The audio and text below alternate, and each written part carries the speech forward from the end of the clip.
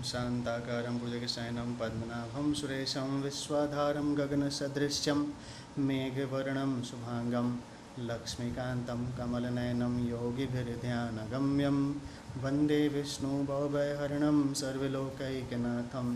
ॐ विष्णुवे नमः। हरिः ॐ श्री परमात्मने नमः। अथ श्रीमद्भगवद्गीता त्रयोदशोऽध्यायः अवतरणिका। 12वें अध्याय के आरंभ में अर्जुन ने पूछा कि आप सगुण साकार की उपासना करने वाले और अव्यक्त अक्षर निर्गुण निराकार की उपासना करने वाले, इन दोनों में कौन श्रेष्ठ है। उत्तर में भगवान ने अपनी उपासना करने वालों को श्रेष्ठ बताया और आगे कहा कि अव्यक्त अक्षर की उपासना करने वाले भी मेरे को ही प्राप्त होते हैं, परंतु देहाभिमान रहने के कारण उनको उपासना में कठिनता अधिक होती है। ऐसा कहकर भगवान ने सगुण साकार की उपासना का विस्तार से वर्णन किया। अब अव्यक्त अक्षर की उपासना का विस्तार से वर्णन करने के लिए और उसमें देहाभिमान रूप मुख्य बाधा को दूर करने के लिए भगवान 13वें अध्याय का विषय आरंभ करते हैं। सबसे पहले भगवान क्षेत्र और क्षेत्रज्ञ के विवेक का प्रकरण आरंभ करते हैं। श्री भगवान वाचम इदं शरीरं कौन्तेयं क्षेत्रमित्यभिधीयते एतद्यो वेति तं प्राहुं क्षेत्रज्ञम् इति तद्विदः। श्री भगवान बोले, कौन्तेय हे कुंती पुत्र अर्जुन, इदम मतलब यह रूप से कहे जाने वाले, शरीरम शरीर को, क्षेत्रम क्षेत्र, इति मतलब इस, अभिधीयते नाम से कहते हैं, और एतत् इस क्षेत्र को, यह मतलब जो, वेत्ति जानता है, तम मतलब उसको, तद्विद ज्ञानी लोग, क्षेत्रज्ञ क्षेत्रज्ञ, इति मतलब इस नाम से पाहु कहते हैं। व्याख्या है, इदम शरीरम कौन्तेयं क्षेत्रमित्यभिधीयते। मनुष्य, यह पशु है, यह पक्षी है, यह वृक्ष है, आदि आदि भौतिक चीज़ों को इदंता से अर्थात यह रूप से कहता है, और इस शरीर को कभी मैं रूप से तथा कभी मेरा रूप से कहता है, परंतु वास्तव में अपना कहलाने वाला शरीर भी इदंता से कहलाने वाला ही है। चाहे स्थूल शरीर हो, चाहे सूक्ष्म शरीर हो, और चाहे कारण शरीर हो, पर वे हैं सभी इदंता से कहलाने वाले ही। जो पृथ्वी, जल, तेज, वायु और आकाश, इन 5 तत्वों से बना हुआ है, अर्थात जो माता पिता के रज वीर्य से पैदा होता है, उसको स्थूल शरीर कहते हैं। इसका दूसरा नाम अन्नमय कोश भी है, क्योंकि यह अन्न के विकार से ही पैदा होता है और अन्न से ही जीवित रहता है, अतः यह अन्नमय है, अन्न स्वरूप ही है। इंद्रियों का विषय होने से यह शरीर इदम यह कहा जाता है। 5 ज्ञानेंद्रियों, 5 कर्मेंद्रियों, 5 प्राण, मन और बुद्धि, इन 17 तत्वों से बने हुए को सूक्ष्म शरीर कहते हैं। इन 17 तत्वों में से प्राणों की प्रधानता को लेकर यह सूक्ष्म शरीर प्राणमय कोश, मन की प्रधानता को लेकर यह मनोमय कोश और बुद्धि की प्रधानता को लेकर यह विज्ञानमय कोश कहलाता है। ऐसा यह सूक्ष्म शरीर भी अंतःकरण का विषय होने से इदम कहा जाता है। अज्ञान को कारण शरीर कहते हैं। मनुष्य को बुद्धि तक का तो ज्ञान होता है, पर बुद्धि से आगे का ज्ञान नहीं होता, इसलिए इसे अज्ञान कहते हैं। यह अज्ञान संपूर्ण शरीरों का कारण होने से कारण शरीर कहलाता है।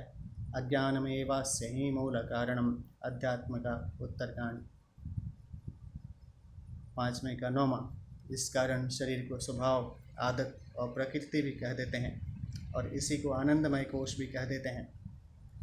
जागृत अवस्था में स्थूल शरीर की प्रधानता होती है और उसमें सूक्ष्म तथा कारण शरीर भी साथ में रहता है। स्वप्न अवस्था में सूक्ष्म शरीर की प्रधानता होती है और उसमें कारण शरीर भी साथ में रहता है। सुषुप्ति अवस्था में स्थूल शरीर का ज्ञान नहीं रहता, जो कि अन्नमय कोश है, और सूक्ष्म शरीर का भी ज्ञान नहीं होता, जो कि प्राणमय, मनोमय एवं विज्ञानमय कोश है, अर्थात बुद्धि अविद्या अज्ञान में लीन हो जाती है। अतः सुषुप्ति अवस्था कारण शरीर की होती है। जागृत और स्वप्न अवस्था में तो सुख दुख का अनुभव होता है, पर सुषुप्ति अवस्था में दुख का अनुभव नहीं होता और सुख रहता है। इसलिए कारण शरीर को आनंदमय कोश कहते हैं। कारण शरीर भी स्वयं का विषय होने से, स्वयं के द्वारा जानने में आने वाले होने से इदम कहा जाता है। उपरोक्त तीनों शरीरों को शरीर कहने का तात्पर्य है कि इनका प्रतिक्षण नाश होता रहता है। इनको कोश कहने का तात्पर्य है कि जैसे चमड़े से बनी हुई थैली में तलवार रखने से उसकी म्यान संज्ञा हो जाती है, ऐसे ही जीवात्मा के द्वारा इन तीनों शरीरों को अपना मानने से, अपने को इनमें रहने वाला मानने से इन तीनों शरीरों की कोश संज्ञा हो जाती है। इस शरीर को क्षेत्र कहने का तात्पर्य है कि यह प्रतिक्षण नष्ट होता, प्रतिक्षण बदलता है। यह इतना जल्दी बदलता है कि इसको दोबारा कोई देख ही नहीं सकता। अर्थात दृष्टि पड़ते ही जिसको देखा उसको फिर दोबारा नहीं देख सकते, क्योंकि वह तो बदल गया। शरीर को क्षेत्र कहने का दूसरा भाव खेत से है। जैसे खेत में तरह तरह के बीज डालकर खेती की जाती है, ऐसे ही इस मनुष्य शरीर में अहंता ममता करके जीव तरह तरह के कर्म करता है। उन कर्मों के संस्कार अंतःकरण में पड़ते हैं। वे संस्कार जब फल के रूप में प्रकट होते हैं, तब दूसरा देवता, पशु, पक्षी, कीट, पतंग आदि का शरीर मिलता है। जिस प्रकार खेत में जैसा बीज बोया जाता है, वैसा ही अनाज पैदा होता है। उसी प्रकार इस शरीर में जैसे कर्म किया जाते हैं, उनके अनुसार ही दूसरे शरीर, परिस्थिति आदि मिलते हैं। तात्पर्य है कि शरीर में किए गए कर्मों के अनुसार ही यह जीव बार बार जन्म मरण रूप फल भोगता है। इसी दृष्टि से इसको क्षेत्र, खेत कहा गया है। अपने वास्तविक स्वरूप से अलग दिखने वाला यह शरीर प्राकृतिक पदार्थों से, क्रियाओं से, वर्ण, आश्रम आदि से इदम दृश्य ही है। यह है तो इदम, पर जीव ने भूल से इसको अहम मान लिया और फंस गया। स्वयं परमात्मा का अंश एवं चेतन है, सबसे महान है। परंतु जब वह जड़ दृश्य पदार्थों से अपनी महत्ता मानने लगता है, जैसे मैं धनी हूँ, मैं विद्वान हूँ आदि, तब वास्तव में वह अपनी महत्ता घटाता ही है। इतना ही नहीं, अपनी महान बेइज्जती करता है, क्योंकि अगर धन विद्या आदि से वह अपने को बड़ा मानता है, तो धन विद्या आदि ही बड़े हुए, उसका अपना महत्व तो कुछ रहा ही नहीं। वास्तव में देखा जाए तो महत्व स्वयं का ही है, नाशवान और जड़ धन आदि पदार्थों का नहीं। क्योंकि जब स्वयं उन पदार्थों को स्वीकार करता है, तभी वे महत्वशाली दिखते हैं। इसलिए भगवान इदम शरीरम क्षेत्रम पदों से शरीर आदि पदार्थों को अपने से भिन्न इदंता से देखने के लिए कह रहे हैं। एतद्यो वेति, जीवात्मा इस शरीर को जानता है, अर्थात यह शरीर मेरा है, इंद्रियां मेरी हैं, मन मेरा है, बुद्धि मेरी है, प्राण मेरे हैं, ऐसा मानता है। यह जीवात्मा इस शरीर को कभी मैं कह देता है और कभी यह कह देता है। अर्थात मैं शरीर हूँ ऐसा भी मान लेता है और यह शरीर मेरा है ऐसा भी मान लेता है। इस श्लोक के पूर्वार्ध में शरीर को इदम पद से कहा है और उत्तरार्ध में शरीर को एतत् पद से कहा है। यद्यपि ये दोनों ही पद नज़दीक के वाचक हैं, तथापि इदम की अपेक्षा एतत् पद अत्यंत नज़दीक का वाचक है। अतः यहाँ इदम पद अंगुली निर्दिष्ट शरीर समुदाय का द्योतन करता है और एतत् पद इस शरीर में जो मैपन है, उस मैपन का द्योतन करता है। तम प्राहुः क्षेत्रज्ञ इति तद्विदः, जैसे दूसरे अध्याय के 16वें श्लोक में सत्य असत के तत्व को जानने वालों को तत्वदर्शी कहा है, ऐसे ही यहाँ क्षेत्रज्ञ के तत्व को जानने वालों को तद्विदः कहा है। क्षेत्र क्या है और क्षेत्रज्ञ क्या है, इसका जिनको बोध हो चुका है, ऐसे तत्वज्ञ महापुरुष इस जीवात्मा को क्षेत्रज्ञ नाम से कहते हैं। श्रृंग, हिंसा, याम धातु से शरीर शब्द बनता है। क्षी, क्षय धातु से क्षेत्र शब्द बनता है। यद्यपि प्राहुः क्रिया का कर्म होने से क्षेत्रज्ञ शब्द में द्वितीया विभक्ति होनी चाहिए थी, तथापि आगे इति पद आने से, अर्थात इति पद से उक्त होने से क्षेत्रज्ञ शब्द में प्रथमा विभक्ति हो गई है। तात्पर्य है कि क्षेत्र की तरफ दृष्टि रहने से, क्षेत्र के साथ संबंध रहने से ही इस जीवात्मा को विज्ञानी महापुरुष क्षेत्रज्ञ कहते हैं। अगर यह जीवात्मा क्षेत्र के साथ संबंध न रखे तो फिर इसकी क्षेत्रज्ञ संज्ञा नहीं रहेगी, यह परमात्मा स्वरूप हो जाएगा। गीता के 13वें अध्याय का 31वां श्लोक। मार्मिक बात है, यह नियम है कि जहाँ से बंधन होता है वहाँ से खोलने पर ही बंधन से छुटकारा हो सकता है। अतः मनुष्य शरीर से ही बंधन होता है और मनुष्य शरीर के द्वारा ही बंधन से मुक्ति हो सकती है। अगर मनुष्य का अपने शरीर के साथ किसी प्रकार का भी अहंता ममता रूप संबंध न रहे तो वह मात्र संसार से मुक्त ही है। अतः भगवान शरीर के साथ माने हुए अहंता ममता रूप संबंध का विच्छेद करने के लिए शरीर को क्षेत्र बताकर उसको इदंता पृथकता से देखने के लिए कह रहे हैं, जो कि वास्तव में पृथक हैं। शरीर को इदंता से देखना केवल अपना कल्याण चाहने वाले साधकों के लिए ही नहीं, प्रत्युत मनुष्य मात्र के लिए परम आवश्यक है। कारण कि अपना उद्धार करने का अधिकार और अवसर मनुष्य शरीर में ही है। यही कारण है कि गीता का उपदेश आरंभ करते ही भगवान ने सबसे पहले शरीर और शरीरी की पृथकता का वर्णन किया है। इदम का अर्थ है यह, अर्थात अपने से अलग दिखने वाला। सबसे पहले देखने में आता है पृथ्वी, जल, तेज, वायु तथा आकाश से बना यह स्थूल शरीर। यह दृश्य है और परिवर्तनशील है। इसको देखने वाले हैं नेत्र। जैसे दृश्य में रंग, आकृति, अवस्था, उपयोग आदि सभी बदलते रहते हैं, पर उनको देखने वाले नेत्र एक ही रहते हैं। ऐसा ही शब्द, स्पर्श, रूप, रस और गंध रूप विषय भी बदलते रहते हैं, पर उनको जानने वाले कान, त्वचा, नेत्र, जिह्वा और नासिका एक ही रहते हैं। जैसे नेत्रों से ठीक दिखना, कम दिखना और बिल्कुल न दिखना, ये नेत्र में होने वाले परिवर्तन मन के द्वारा जाने जाते हैं, ऐसे ही कान, त्वचा, जिह्वा और नासिका में होने वाले परिवर्तन भी मन के द्वारा जाने जाते हैं। अतः पांचों ज्ञानेंद्रियां, कान, त्वचा, नेत्र, जिह्वा और नासिका दृश्य हैं, कभी क्षुब्ध और कभी शांत, कभी स्थिर और कभी चंचल। ये मन में होने वाले परिवर्तन बुद्धि के द्वारा जाने जाते हैं। अतः मन भी दृश्य है, कभी ठीक समझना, कभी कम समझना और कभी बिल्कुल न समझना। ये बुद्धि में होने वाले परिवर्तन स्वयं जीवात्मा के द्वारा जाने जाते हैं। अतः बुद्धि भी दृश्य है। बुद्धि आदि के दृष्टा स्वयं जीवात्मा में कभी परिवर्तन हुआ नहीं, है नहीं, होगा नहीं और होना संभव ही नहीं। वह सदा एक रस रहता है, अतः वह कभी किसी का दृश्य नहीं हो सकता।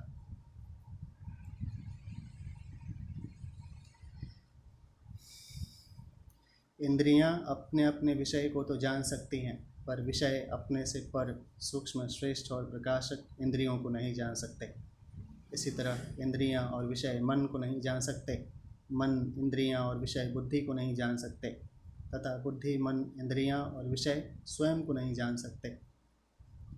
न जानने में मुख्य कारण यह है कि इंद्रियां, मन और बुद्धि तो सापेक्ष दृष्टा हैं, अर्थात एक दूसरे की सहायता से केवल अपने से स्थूल रूप को देखने वाले हैं, किंतु स्वयं जीवात्मा शरीर, इंद्रियां, मन और बुद्धि से अत्यंत सूक्ष्म और श्रेष्ठ होने के कारण निरपेक्ष दृष्टा है, अर्थात दूसरे किसी की सहायता के बिना खुद ही देखने वाला है। उपर्युक्त विवेचन में यद्यपि इंद्रियां, मन और बुद्धि को भी दृष्टा कहा गया है, तथापि वहाँ भी यह समझ लेना चाहिए कि स्वयं जीवात्मा के साथ रहने पर ही इनके द्वारा देखा जाना संभव होता है, कारण कि मन, बुद्धि आदि जड़ प्रकृति का कार्य होने से स्वतंत्र दृष्टा नहीं हो सकते, अतः स्वयं ही वास्तविक दृष्टा है। दृश्य पदार्थ, शरीर, देखने की शक्ति, नेत्र, मन, बुद्धि और देखने वाले जीवात्मा, इन तीनों में गुणों की भिन्नता होने पर भी तात्विक एकता है, कारण कि तात्विक एकता के बिना देखने का आकर्षण, देखने की सामर्थ्य और देखने की प्रवृत्ति सिद्ध ही नहीं होती। यहाँ यह शंका हो सकती है कि स्वयं जीवात्मा तो चेतन है, फिर वह जड़, बुद्धि आदि को, जिससे उसकी तात्विक एकता नहीं है, कैसे देखता है। इसका समाधान यह है कि स्वयं जड़ से तादात्म्य करके जड़ के सहित अपने को मैं मान लेता है। रूपम दृश्यम लोचनम दृगम तद् दृश्यम दृक् तु मानसम दृश्याम धीवृत यह साक्ष्यम दृगेव न तो दृश्यते। वाक्य सुधा का पहला है। सर्वप्रथम नेत्र दृष्टा है और रूप दृश्य है, फिर मन दृष्टा है और नेत्र आदि इंद्रियां दृश्य हैं, फिर बुद्धि दृष्टा है और मन दृश्य है, अंत में बुद्धि की वृत्तियों का भी जो दृष्टा है वह साक्षी स्वयं प्रकाश आत्मा किसी का भी दृश्य नहीं है। यह मैं न तो जड़ है और न चेतन ही है। जड़ में विशेषता देखकर यह जड़ के साथ एक होकर कहता है कि मैं धनवान हूँ, मैं विद्वान हूँ आदि, और चेतन में विशेषता देखकर यह चेतन के साथ एक होकर कहता है कि मैं आत्मा हूँ, मैं ब्रह्म हूँ आदि। यही प्रकृतिस्थ पुरुष है, जो प्रकृतिजन्य गुणों के संग से ऊंच नीचे योनियों में बार बार जन्म लेता रहता है। गीता 13वें अध्याय का 21वां श्लोक। तात्पर्य यह निकला कि प्रकृतिस्थ पुरुष में जड़ और चेतन दोनों अंश विद्यमान है। चेतन की रुचि परमात्मा की तरफ जाने की है, किंतु भूल से उसने जड़ के साथ तदात्म्य कर लिया। तदात्म्य में जो जड़ अंश है उसका आकर्षण प्रवृत्ति जड़ता की तरफ होने से वही सजातीयता के कारण जड़ बुद्धि आदि का दृष्टा बनता है। यह नियम है कि देखना केवल सजातीयता में ही संभव होता है, अर्थात दृश्य, दर्शन और दृष्टा के एक ही जाति के होने से देखना होता है, अन्यथा नहीं। इस नियम से यह पता लगता है कि स्वयं जीवात्मा जब तक बुद्धि आदि का दृष्टा रहता है तब तक उसमें बुद्धि की जाति की जड़ वस्तु है, अर्थात जड़ प्रकृति के साथ उसका माना हुआ संबंध है। यह माना हुआ संबंध ही सब अनर्थों का मूल है। इसी माने हुए संबंध के कारण वह संपूर्ण जड़ प्रकृति और अर्थात बुद्धि, मन, इंद्रियां, विषय, शरीर और पदार्थों का दृष्टा बनता है। परिशिष्ट भाव है। इदम क्षेत्र के अंतर्गत अनंत ब्रह्मांड हैं। अनंत ब्रह्मांडों में जितने भी शरीर हैं उनमें परा जीव क्षेत्रज्ञ है और अपरा जगत श्रेष्ठ क्षेत्र है। जीव जगत को जानने वाला और परमात्मा को मानने वाला है, जानने वाला व्यापक होता है। अतः क्षेत्रज्ञ के एक अंश में अनंत ब्रह्मांड हैं। यही न सर्वमिदं तत्तम। गीता 2 अध्याय का 17वां। साधक को जानना चाहिए कि मैं क्षेत्र नहीं हूँ, प्रत्युत क्षेत्र को जानने वाला क्षेत्रज्ञ हूँ। दृश्य दृष्टा के किसी अंश में होता है। जैसे आँख से सब कुछ देखने पर भी आँख नहीं बढ़ती, अतः वास्तव में आँख दृश्य से भी बड़ी हुई। बुद्धि से कितनी ही बातें जान लें, पर बुद्धि कभी भरती नहीं, खाली ही रहती है। ज्यों भरते हैं त्यों खाली होती है, अतः बुद्धि बड़ी हुई। ब्रह्मा जी की उत्पत्ति, स्थिति और प्रलय भी हमारी बुद्धि के जानने के अंतर्गत हैं। स्थूल, सूक्ष्म और कारण संपूर्ण शरीर दृश्य हैं। ऐसे ही स्थूल, सूक्ष्म और कारण संपूर्ण सृष्टि भी दृश्य हैं। ये संपूर्ण दृश्य दृष्टा क्षेत्रज्ञ के किसी अंश में है। जैसे धन के संबंध से मनुष्य धनवान कहलाता है, किंतु धन का संबंध न रहने पर धनवान व्यक्ति तो रहता है, पर उसकी धनवान संज्ञा नहीं रहती। ऐसे ही क्षेत्र के संबंध से स्वयं क्षेत्रज्ञ कहलाता है, किंतु क्षेत्र का संबंध न रहने पर क्षेत्रज्ञ स्वयं तो रहता है, पर उसकी क्षेत्रज्ञ संज्ञा नहीं रहती। तात्पर्य है कि एक ही चिन्मय तत्व समझने की दृष्टि से क्षेत्र के संबंध से क्षेत्रज्ञ, क्षर के संबंध से अक्षर, शरीर के संबंध से शरीरी, दृश्य के संबंध से दृष्टा, साक्ष्य के संबंध से साक्षी और करण के संबंध से कर्ता कहा जाता है। वास्तव में उस तत्व का कोई नाम नहीं है, वह केवल अनुभव रूप है। संबंध है कि उस क्षेत्रज्ञ का स्वरूप क्या है, इसको आगे के श्लोक में बताते हैं। क्षेत्रज्ञं चापि मां विद्यं सर्वक्षेत्रेषु भारतं क्षेत्र क्षेत्रज्ञयोर्ज्ञानं यत् जिज्ञानं मतं मम।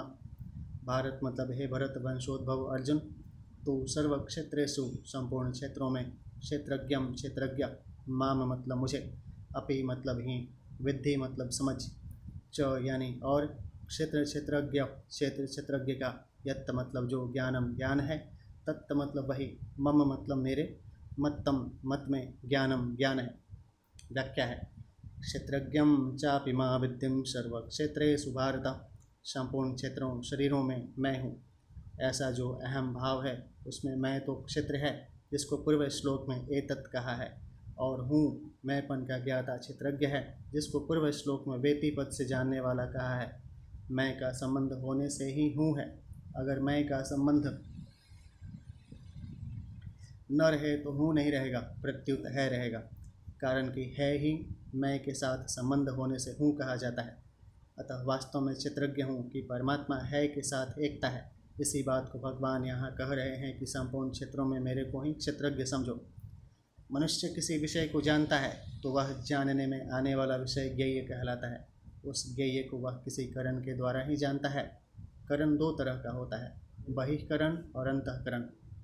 मनुष्य विषयों को बहिःकरण श्रोत्र नेत्र आदि से जानता है, और बहिःकरण को अंतःकरण मन बुद्धि आदि से जानता है। उस अंतःकरण की 4 वृत्तियां हैं, मन बुद्धि चित्त और अहंकार। इन चारों में भी अहंकार सबसे सूक्ष्म है, जो कि एक देशीय है। यह अहंकार भी जिससे देखा जाता है जाना जाता है, वह जानने वाला प्रकाश स्वरूप क्षेत्रज्ञ है। उस अहम भाव के विज्ञाता क्षेत्रज्ञ को साक्षात मेरा स्वरूप समझो।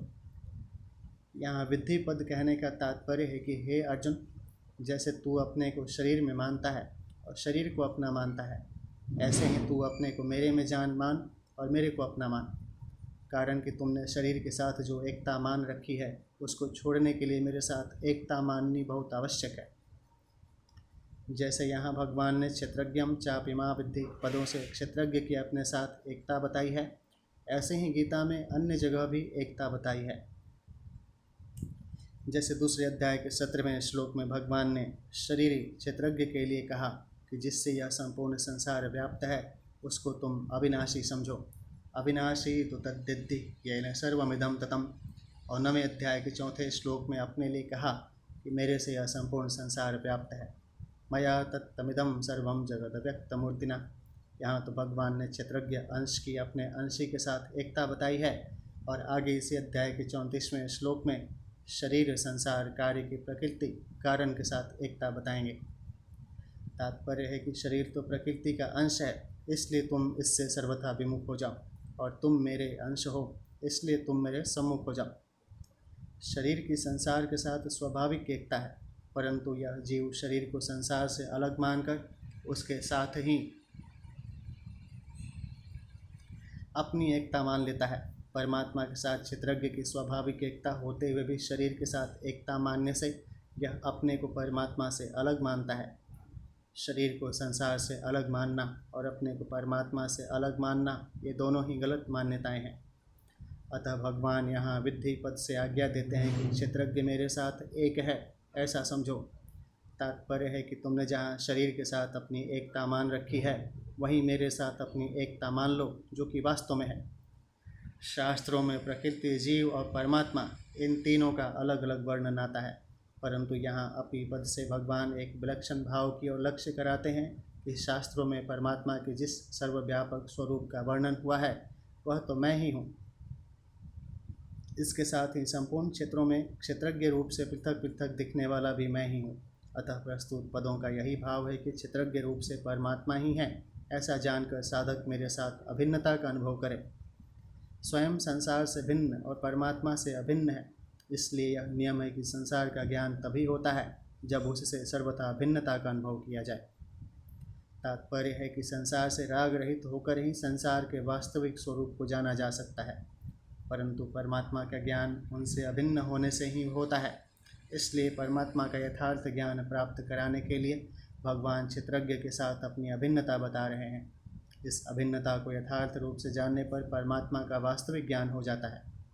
क्षेत्र क्षेत्रज्ञयोर्ज्ञानम यत्तज्ञानम मतम मम। क्षेत्र शरीर की संपूर्ण संसार के साथ एकता है और क्षेत्रज्ञ जीवात्मा की मेरे साथ एकता है। ऐसा जो क्षेत्र क्षेत्रज्ञ का ज्ञान है, वही मेरे मत में यथार्थ ज्ञान है। मत्तम मम कहने का तात्पर्य है कि संसार में अनेक विद्याओं का, अनेक भाषाओं का, अनेक लिपियों का, अनेक कलाओं का, तीनों लोक और 14 भुवनों का जो ज्ञान है, वह वास्तविक ज्ञान नहीं है। कारण कि वह ज्ञान सांसारिक व्यवहार में काम में आने वाला होते हुए भी संसार में फंसाने वाला होने से अज्ञान ही है। वास्तविक ज्ञान तो वही है जिससे स्वयं का शरीर से संबंध विच्छेद हो जाए और फिर संसार में जन्म न हो, संसार की परतंत्रता न हो। यही ज्ञान भगवान के मत में यथार्थ ज्ञान है। परिशिष्ट भाव है, क्षेत्रज्ञ जीव और ब्रह्म एक ही हैं। एक क्षेत्र के संबंध से वह क्षेत्रज्ञ है और संपूर्ण क्षेत्रों के संबंध से रहित होने पर वह ब्रह्म है। इदम शरीरम कौन्तेयम क्षेत्रम पदों से यह सिद्ध हुआ कि शरीर क्षेत्र की अनंत ब्रह्मांडों सृष्टि मात्र के साथ एकता है, और क्षेत्रज्ञम चापि मा विद्धि पदों से यह सिद्ध हुआ कि स्वयं क्षेत्रज्ञ की अनंत अपार असीम परमात्मा के साथ एकता है। अतः हमारे से दूर कोई वस्तु है तो वह शरीर है, और नज़दीक से नज़दीक कोई वस्तु है तो वह परमात्मा है। तात्पर्य है कि शरीर और संसार एक हैं तथा स्वयं और परमात्मा एक हैं। गीता 15वें अध्याय का 7वां श्लोक यही ज्ञान है। ब्रह्म के लिए माम कहने का तात्पर्य है कि ब्रह्म और ईश्वर दो नहीं है, प्रत्युत एक ही है।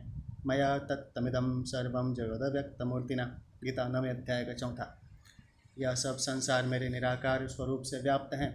अनंत ब्रह्मांडों में जो निर्लिप्त रूप से सर्वत्र परिपूर्ण चेतन है, वह ब्रह्म है, और जो अनंत ब्रह्मांडों का मालिक है, वह ईश्वर है। संबंध है पूर्व श्लोक में क्षेत्र और क्षेत्रज्ञ के ज्ञान को ही अपने मत में ज्ञान बताकर अब भगवान क्षेत्र और क्षेत्रज्ञ के विभाग को सुनने की आज्ञा देते हैं। ततः क्षेत्रं यच्च यादृकं च यद्देकारि यतश्च यत् स च यो यत्प्रभावश्चं तत्समासेन मे शृणु। तत् मतलब वह, क्षेत्रम मतलब क्षेत्र, यत् मतलब जो है, च माने और, यादृक जैसा है, च मतलब तथा, यद्धिकारी जिन विकारों वाला है, च यानी और, यत्त जिससे, यत्त मतलब जो पैदा हुआ है, च मतलब तथा, सह मतलब वह क्षेत्रज्ञ भी, यह मतलब जो है, च मतलब और, यत् प्रभाव जिस प्रभाव वाला है, तत् मतलब वह सब, समासेन संक्षेप में, मे मतलब मुझसे, शृणु मतलब सुन। व्याख्या है, तत् क्षेत्रम, तत् शब्द दो का वाचक होता है, पहले कहे हुए विषय का और दूरी का। इसी अध्याय के पहले श्लोक में जिसको इदम पद से कहा गया है, उसी को यहाँ तत्व पद से कहा गया है। क्षेत्र सब देश में नहीं है, सब काल में नहीं है, और अभी भी प्रतिक्षण अभाव में जा रहा है। यह क्षेत्र की स्वयं से दूरी है। यच्च उस क्षेत्र का जो स्वरूप है, जिसका वर्णन इसी अध्याय के 5वें श्लोक में हुआ है। यादृकच्च उस क्षेत्र का जैसा स्वभाव है, जिसका वर्णन इस अध्याय के 26वें 27वें श्लोकों में उसे उत्पन्न और नष्ट होने वाला बताकर किया गया है। यद्यपि प्रकृति का कार्य होने से इसी अध्याय के 5वें श्लोक में आए 23 तत्वों को भी विकार कहा गया है, तथापि यहाँ उपयुक्त पद से क्षेत्र क्षेत्रज्ञ के माने हुए संबंध के कारण क्षेत्र में उत्पन्न होने वाले इच्छा द्वेषादि विकारों को ही विकार कहा गया है, जिनका वर्णन 6 श्लोकों में हुआ है। यतश्च यत्तम, यह क्षेत्र जिससे पैदा होता है, अर्थात प्रकृति से उत्पन्न होने वाले 7 विकार और 3 गुण, जिनका वर्णन इसी अध्याय के 19वें श्लोक के उत्तरार्ध में हुआ है। स च, पहले श्लोक के उत्तरार्ध में जिस क्षेत्रज्ञ का वर्णन हुआ है, उस क्षेत्रज्ञ का वाचक यहाँ सह पद है और उसी के विषय में यहाँ सुनने के लिए कहा जा रहा है। यह इस क्षेत्रज्ञ का जो स्वरूप है, जिसका वर्णन इसी अध्याय के 20वें श्लोक के उत्तरार्ध में और 22वें श्लोक में किया गया है। यत प्रभावश्च, वह क्षेत्रज्ञ जिस प्रभाव वाला है, जिसका वर्णन इसी अध्याय के 31वें से 33वें श्लोक तक किया गया है। तत्समाने न मे शृणु, यहाँ तत्पद के अंतर्गत क्षेत्र और क्षेत्रज्ञ दोनों को लेना चाहिए। तात्पर्य है कि वह क्षेत्र जो है, जैसा है, जिन विकारों वाला और जिससे पैदा हुआ है, इस तरह क्षेत्र के विषय में 4 बातें, और वह क्षेत्रज्ञ जो हैं और जिस प्रभाव वाला है, इस तरह क्षेत्रज्ञ के विषय में 2 बातें तो मेरे से संक्षेप में सुन। यद्यपि इस अध्याय के आरंभ में पहले 2 श्लोकों में क्षेत्र क्षेत्रज्ञ का सूत्र रूप से वर्णन हुआ है, जिसको भगवान ने ज्ञान भी कहा है, तथापि क्षेत्र क्षेत्रज्ञ के विभाग का स्पष्ट रूप से विवेचन, विकार सहित क्षेत्र और निर्विकार क्षेत्रज्ञ के स्वरूप का प्रभाव सहित विवेचन इस तीसरे श्लोक से आरंभ किया गया है। इसलिए भगवान इसको सावधान होकर सुनने की आज्ञा देते हैं। इस श्लोक में भगवान ने क्षेत्र के विषय में तो 4 बातें सुनने की आज्ञा दी हैं, पर क्षेत्रज्ञ के विषय में केवल 2 बातें, स्वरूप और प्रभाव ही सुनने की आज्ञा दी है। इससे यह शंका हो सकती है कि क्षेत्र का प्रभाव भी क्यों नहीं कहा गया, और साथ ही क्षेत्रज्ञ के स्वभाव, विकार और जिससे जो पैदा हुआ, इन विषयों पर भी क्यों नहीं कहा गया। इसका समाधान यह है कि एक क्षण भी एक रूप में स्थिर न रहने वाले क्षेत्र का प्रभाव तो हो ही क्या सकता है। प्रकृतिस्थ संसारी पुरुष के अंतःकरण में धनादि जड़ पदार्थों का महत्व रहता है, इसलिए उसको संसार में क्षेत्र का धनादि जड़ पदार्थों का प्रभाव दिखता है। वास्तव में स्वतंत्र रूप से क्षेत्र का कुछ भी प्रभाव नहीं है, अतः उसके प्रभाव का कोई वर्णन नहीं किया गया। क्षेत्रज्ञ का स्वरूप उत्पत्ति विनाश रहित है, इसलिए उसका स्वभाव भी उत्पत्ति विनाश रहित है। अतः भगवान ने उसके स्वभाव का अलग से वर्णन न करके स्वरूप के अंतर्गत ही कर दिया। क्षेत्र के साथ अपना संबंध मानने के कारण ही क्षेत्रज्ञ में इच्छा द्वेषादि विकारों की प्रतीति होती है, अन्यथा क्षेत्रज्ञ स्वरूपतः सर्वथा निर्विकार ही है। अतः निर्विकार क्षेत्रज्ञ के विकारों का वर्णन संभव ही नहीं। क्षेत्रज्ञ अद्वितीय, अनादि और नित्य है, अतः इसके विषय में कौन किससे पैदा हुआ, यह प्रश्न ही नहीं बनता। परिशिष्ट भाव है भगवान के द्वारा तत्समासेन मे शृणु कहने का तात्पर्य है कि साधक के लिए ज़्यादा जानने की जरूरत नहीं है। ज़्यादा जानने में समय तो ज़्यादा खर्च होगा, पर साधन कम होगा। संबंध है पूर्व श्लोक में जिसको संक्षेप से सुनने के लिए कहा गया है, उसका विस्तार से वर्णन कहाँ हुआ है, इसको आगे के श्लोक में बताते हैं। ऋषिभिर्बहुधा गीतं छन्दोभिर्विविधैः पृथक् ब्रह्मसूत्रपदैश्चैवं हेतुमद्भिर्विनिश्चितैः। यह क्षेत्र क्षेत्रज्ञ का तत्व ऋषि भी ऋषियों के द्वारा बहुधा बहुत विस्तार से गीतम कहा गया है, तथा छंदो भी वेदों के ऋचाओं द्वारा विविधैः बहुत प्रकार से पृथक विभाग पूर्वक कहा गया है। च यानी और, हेतु मद्भि युक्ति युक्त एवं विनिश्चित निश्चित किए हुए, ब्रह्म सूत्र पद ब्रह्म सूत्र के पदों द्वारा एवं मतलब भी कहा गया है। व्याख्या ऋषिभिर्बहुधा गीतम, वैदिक मंत्रों के दृष्टा तथा शास्त्रों, स्मृतियों और पुराणों के रचयिता ऋषियों ने अपने अपने शास्त्र, स्मृति आदि ग्रंथों में जड़ चेतन, सत्य असत्य, शरीर शरीरी, देह देही, नित्य अनित्य आदि शब्दों से क्षेत्र क्षेत्रज्ञ का बहुत विस्तार से वर्णन किया है। छंदोभिर विविधय पृथक, यहाँ विविधय विशेषण सहित छंदो भी पद ऋक्, यजु, शाम और अथर्व, इन चारों वेदों के संहिता और ब्राह्मण भागों के मंत्रों का वाचक है। इन्हीं के अंतर्गत संपूर्ण उपनिषद और भिन्न भिन्न शाखाओं को भी समझ लेना चाहिए। इनमें क्षेत्र क्षेत्रज्ञ का अलग अलग वर्णन किया गया है। ब्रह्मसूत्र पदैश्चैवं हेतु मद्भिर्विनिश्चित है, अनेक युक्तियों से युक्त तथा अच्छी तरह से निश्चित किए हुए ब्रह्म सूत्र के पदों द्वारा भी क्षेत्र क्षेत्रज्ञ के तत्व का वर्णन किया गया है। इस श्लोक में भगवान का आशय यह मालूम देता है कि क्षेत्रज्ञ का जो संक्षेप से वर्णन मैं कर रहा हूँ उसे अगर कोई विस्तार से देखना चाहे तो वह उपर्युक्त ग्रंथों में देख सकता है। संबंध है तीसरे श्लोक में क्षेत्रज्ञ के विषय में जिन 6 बातों को संक्षेप से सुनने की आज्ञा दी थी उनमें से क्षेत्र की 2 बातों का अर्थात उसके स्वरूप और विकारों का वर्णन आगे के 2 श्लोक में करते हैं। महाभूतान्यहंकारो बुद्धिरव्यक्तमेव चम इंद्रियाणि दशैकं च पंचम चेन्द्रिय गोचरा। अव्यक्तम मूल प्रकृति च यानी और बुद्धि समष्टि बुद्धि वह तत्व, अहंकार समष्टि अहंकार, महाभूतानि 5 महाभूत, च यानी और दश मतलब 10 इंद्रियाणि इंद्रियां, एकम एक मन, च मतलब तथा पंच पाँचों इंद्रिय, गोचरा इंद्रियों के 5 विषय, एवं मतलब यही 24 तत्वों वाला क्षेत्र है। व्याख्या है अव्यक्तमेव च, अव्यक्त नाम मूल प्रकृति का है। मूल प्रकृति समष्टि बुद्धि का कारण होने से और स्वयं किसी का भी कार्य न होने से केवल प्रकृति ही है। बुद्धि यह पद समष्टि बुद्धि अर्थात महातत्व का वाचक है। इस बुद्धि से अहंकार पैदा होता है, इसलिए यह प्रकृति है और मूल प्रकृति का कार्य होने से यह विकृति है। तात्पर्य है कि यह बुद्धि प्रकृति विकृति है। अहंकार यह पद समष्टि अहंकार का वाचक है, इसको अहम भाव भी कहते हैं। पंच महाभूत का कारण होने से यह अहंकार प्रकृति है और बुद्धि का कार्य होने से यह विकृति है। तात्पर्य है कि यह अहंकार प्रकृति विकृति है। महाभूतानि पृथ्वी जल तेज वायु और आकाश ये 5 महाभूत हैं। महाभूत 2 प्रकार के होते हैं, पंचीकृत और अपंचीकृत। एक एक महाभूत के 5 विभाग होकर जो मिश्रण होता है उसको पंचीकृत महाभूत कहते हैं। इन 5 महाभूतों के विभाग न होने पर इनको अपंचीकृत महाभूत कहते हैं। यहाँ इन्हीं अपंचीकृत महाभूतों का वाचक महाभूतानि पद है। इन महाभूतों को पंच तन्मात्राएँ तथा सूक्ष्म महाभूत भी कहते हैं। 10 इंद्रियां, एक मन और शब्द आदि 5 विषयों के कारण होने से ये महाभूत प्रकृति हैं और अहंकार के कार्य होने से विकृति हैं।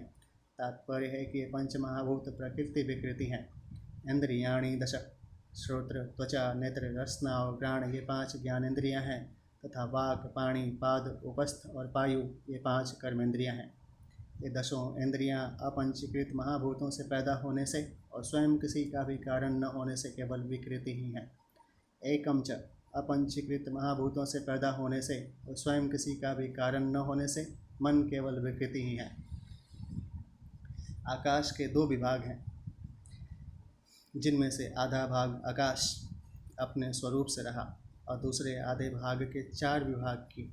उनमें से उसने एक भाग वायु को, एक भाग तेज को, एक भाग जल को और एक भाग पृथ्वी को दिया। वायु के 2 विभाग हैं, उनमें से आधा भाग वायु अपने स्वरूप से रही और दूसरे आधे भाग के 4 विभाग किए, जिनको क्रमशः आकाश तेज जल और पृथ्वी को दिया। तेज के 2 विभाग हैं, उनमें से आधा भाग तेज अपने स्वरूप से रहा और दूसरे आधे भाग के 4 विभाग करके क्रमशः एक एक भाग आकाश वायु जल और पृथ्वी को दिया। जल के 2 विभाग हैं, उनमें से आधा भाग जल अपने स्वरूप से रहा और दूसरे आधे भाग के 4 विभाग करके क्रमशः एक एक भाग आकाश वायु तेज और पृथ्वी को दिया। ऐसे ही पृथ्वी के 2 विभाग हैं, उनमें से आधा भाग पृथ्वी अपने स्वरूप से रही और दूसरे आधे भाग के 4 विभाग करके क्रमशः एक एक भाग आकाश वायु तेज और जल को दिया। इस तरह 5 महाभूतों का पंचीकरण मिश्रण होने से इसको पंचीकृत महाभूत कहते हैं। पंचचेंद्रिय गोचरा शब्द स्पर्श रूप रस और गंध ये 5 ज्ञानेंद्रियों के 5 विषय हैं। अपंचीकृत महाभूतों से पैदा होने से और स्वयं किसी के द्वारा भी कारण न होने से 5 विषय केवल विकृति ही हैं। इन सब का निष्कर्ष यह निकला कि 5 महाभूत, एक अहंकार और एक बुद्धि ये 7 प्रकृति विकृति हैं। मूल प्रकृति केवल प्रकृति हैं और 10 इंद्रियां, एक मन और 5 ज्ञान इंद्रियों के विषय ये 16 केवल विकृति हैं। इस तरह इन 24 तत्वों के समुदाय का नाम चित्र है। इसी का एक तुच्छ अंश यह मनुष्य शरीर है, जिसको भगवान ने पहले श्लोक में इदम शरीरम और तीसरे श्लोक में तच्क्षेत्रम पद से कहा है। इच्छा द्वेष सुखम दुखम संघातश्चेतना धृति एतत् क्षेत्रम समासेनम सविकारमुदाहृतम्। इच्छा मतलब इच्छा, द्वेष मतलब द्वेष, सुखम मतलब सुख, दुखम मतलब दुख, संघात संघात, शरीर, चेतना मतलब चेतना, प्राण शक्ति और धृति मतलब धृति, सविकारम इन विकारों सहित, एतत् यह क्षेत्रम क्षेत्र, समासेन संक्षेप से, उदाहृतम कहा गया है। व्याख्या है। इच्छा अमुक वस्तु, व्यक्ति, परिस्थिति आदि मिले ऐसी में जो मन में चाहना रहती है उसको इच्छा कहते हैं। क्षेत्र के विकारों में भगवान सबसे पहले इच्छा रूप विकार का नाम लेते हैं। इसका तात्पर्य यह है कि इच्छा मूल विकार है, क्योंकि ऐसा कोई पाप और दुख नहीं है जो सांसारिक इच्छाओं से पैदा न होता हो। अर्थात संपूर्ण पाप और दुख सांसारिक इच्छाओं से ही पैदा होते हैं। द्वेष कामना और अभिमान में बाधा लगने पर क्रोध पैदा होता है। अंतःकरण में उस क्रोध का जो सूक्ष्म रूप रहता है उसको द्वेष कहते हैं। यहाँ द्वेष पद के अंतर्गत क्रोध को भी समझ लेना चाहिए। सुखम अनुकूलता के आने पर मन में जो प्रसन्नता होती है, अर्थात अनुकूल परिस्थिति जो मन को सुहाती है उसको सुख कहते हैं। दुखम प्रतिकूलता के आने पर मन में जो हलचल होती है, अर्थात प्रतिकूल परिस्थिति जो मन को सुहाती नहीं है उसको दुख कहते हैं। संघात 24 तत्वों से बने हुए शरीर रूप समूह का नाम संघात है। शरीर का उत्पन्न होकर सत्ता रूप से दिखना भी विकार है तथा उसमें प्रतिक्षण परिवर्तन होते रहना भी विकार है। चेतना चेतना नाम प्राण शक्ति का है, अर्थात शरीर में जो प्राण चल रहे हैं उसका नाम चेतना है। इस चेतना में परिवर्तन होता रहता है। जैसे सात्विक वृत्ति आने पर प्राण शक्ति शांत रहती है और चिंता, शोक, भय, उद्वेग आदि होने पर प्राण शक्ति वैसी शांत नहीं रहती, शुद्ध हो जाती है। यह प्राण शक्ति निरंतर नष्ट होती रहती है, अतः यह भी विकार रूप ही है। साधारण लोग प्राण वालों को चेतन और निष्प्राण वालों को अचेतन कहते हैं। इस दृष्टि से यहाँ प्राण शक्ति को चेतना कहा गया है। धृति धृति नाम धारण शक्ति का है। यह धृति भी बदलती रहती है। मनुष्य कभी धैर्य को धारण करता है और कभी प्रतिकूल परिस्थिति आने पर धैर्य को छोड़ देता है। कभी धैर्य ज़्यादा रहता है और कभी धैर्य कम रहता है। मनुष्य कभी अच्छी बात को धारण करता है और कभी विपरीत बात को धारण करता है, अतः धृति भी क्षेत्र का विकार है। 18वें अध्याय के 33वें से 35वें श्लोक तक धृति के सात्विकी, राजसी और तामसी इन 3 भेदों का वर्णन किया गया है। परमात्मा की तरफ चलने में सात्विकी धृति की बड़ी आवश्यकता है। एतत् क्षेत्रम समासेनम सविकारम उदाहृतम, जैसे पहले श्लोक में इदम शरीरम कहकर व्यष्टि शरीर से अपने को अलग देखने के लिए कहा, ऐसे ही दृश्य क्षेत्र उसमें होने वाले विकार से दृष्टा को अलग दिखाने के लिए यहाँ एतत् पद आया है। 5वें श्लोक में भगवान ने समष्टि संसार का वर्णन किया है और यहाँ 6ठे श्लोक में व्यष्टि शरीर के विकारों का वर्णन किया, क्योंकि समष्टि संसार में इच्छा, द्वेष आदि विकार होते ही नहीं। तात्पर्य यह है कि व्यष्टि शरीर समष्टि संसार से और समष्टि संसार व्यष्टि शरीर से अलग नहीं है, अर्थात ये दोनों एक हैं।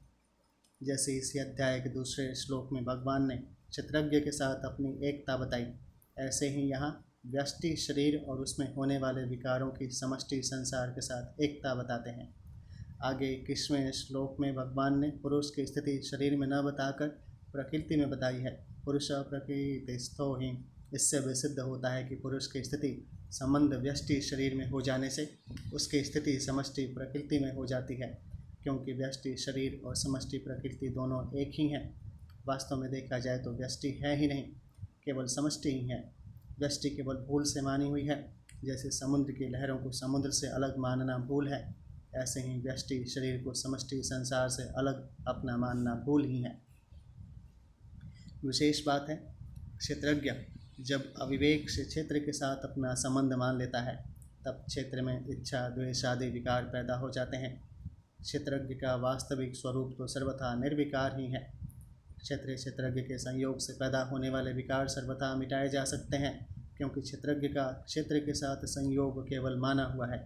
इस माने हुए संयोग को मिटाने के लिए भगवान इस अध्याय के पहले श्लोक में शरीर को अपने से पृथक देखने के लिए और फिर दूसरे श्लोक में परमात्मा से अपने नित्य संयोग, एकता का अनुभव करने के लिए कहते हैं।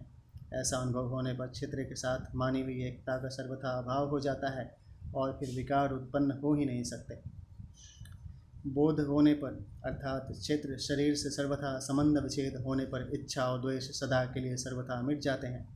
सुख और दुख अर्थात अनुकूल और प्रतिकूल परिस्थिति का ज्ञान तो होता है, पर उससे अंतःकरण में कोई विकार पैदा नहीं होता। अर्थात अनुकूल प्रतिकूल परिस्थिति प्राप्त होने पर जीवन मुक्त महापुरुष सुखी दुखी नहीं होता।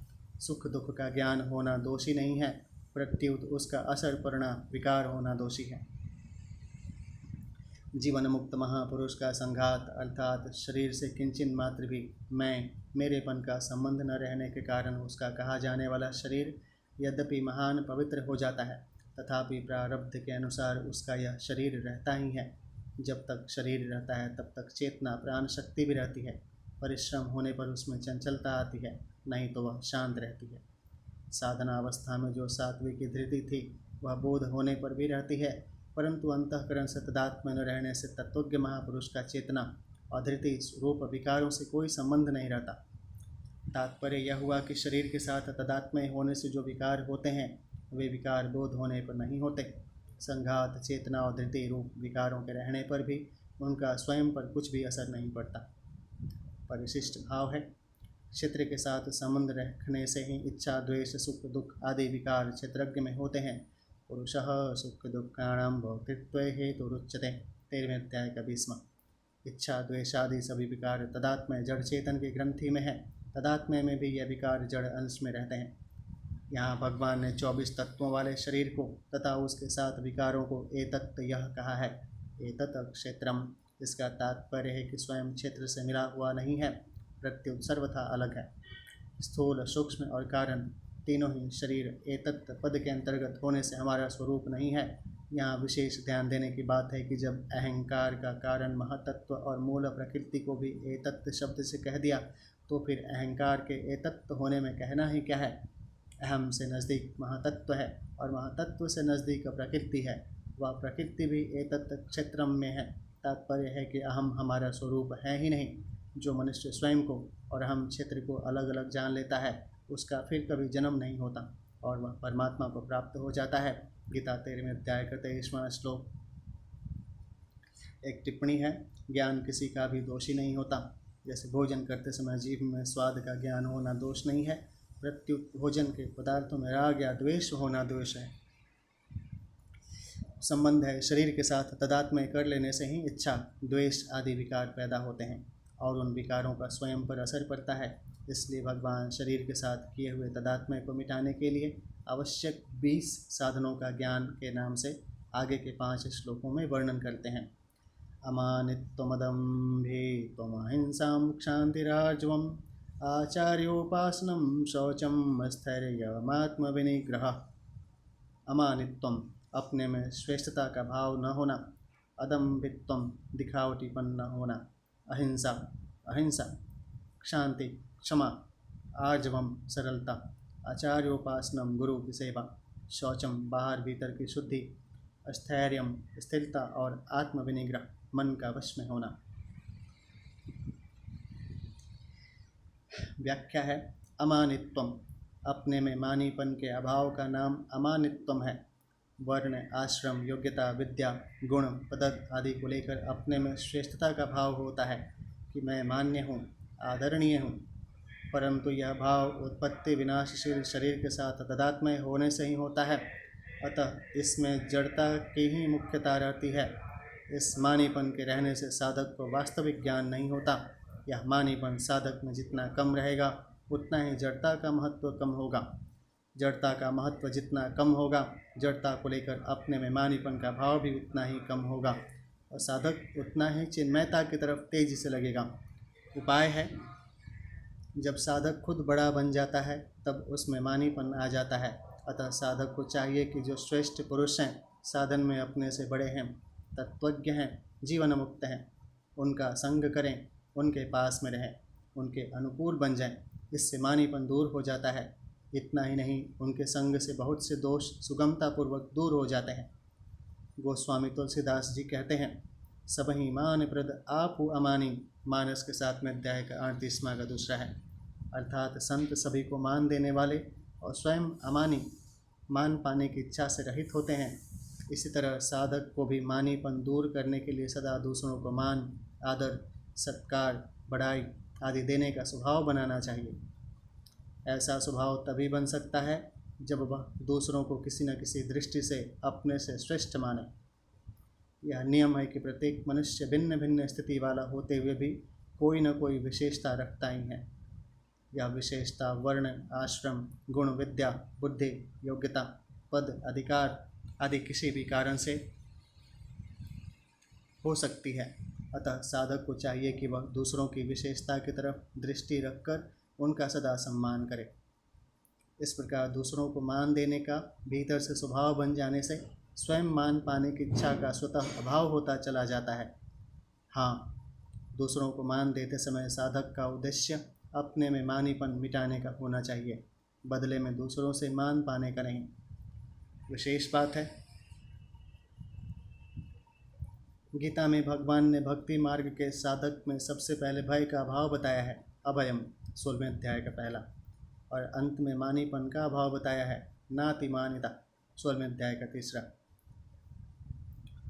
परंतु ज्ञान मार्ग के साधन में मानीपन का अभाव सबसे पहले बताया है, अमानित्वम, 13वें अध्याय का 7वां, और भय का अभाव सबसे अंत में बताया है, तत्वज्ञानार्थ दर्शनम, 13वें अध्याय का 11वां। इसका तात्पर्य यह है कि जैसे बालक अपनी माँ को देखकर अभय हो जाता है, ऐसे ही भक्ति मार्ग में साधक प्रहलाद जी की तरह आरंभ से ही सब जगह अपने प्रभु को ही देखता है, इसलिए वह आरंभ में भी अभय हो जाता है।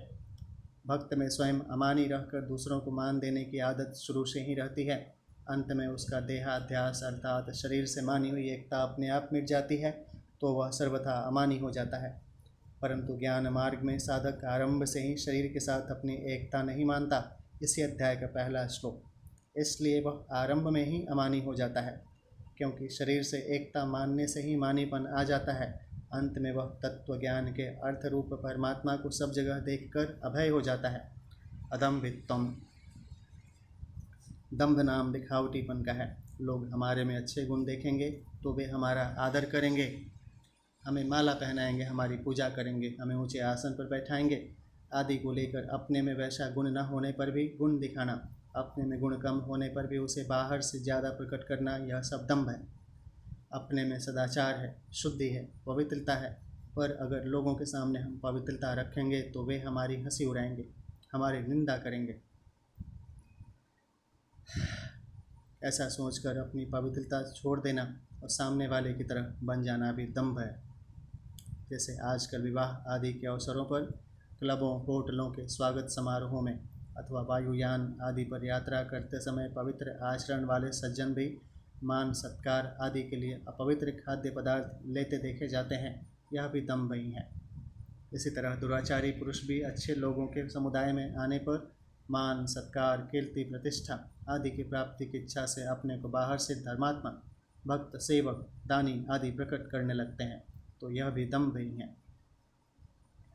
कोई साधक एकांत में बंद कमरे में बैठकर जब ध्यान चिंतन कर रहा है और साथ में आलस्य नींद भी ले रहा है, परंतु जब बाहर से उस पर श्रद्धा, पूज्य भाव रखने वाले आदमी की आवाज़ आती है, तब उस आवाज़ को सुनते ही वह सावधान होकर जब ध्यान करने लग जाता है और उसके नींद आलस्य भाग जाते हैं। यह भी एक सूक्ष्म दंभ है।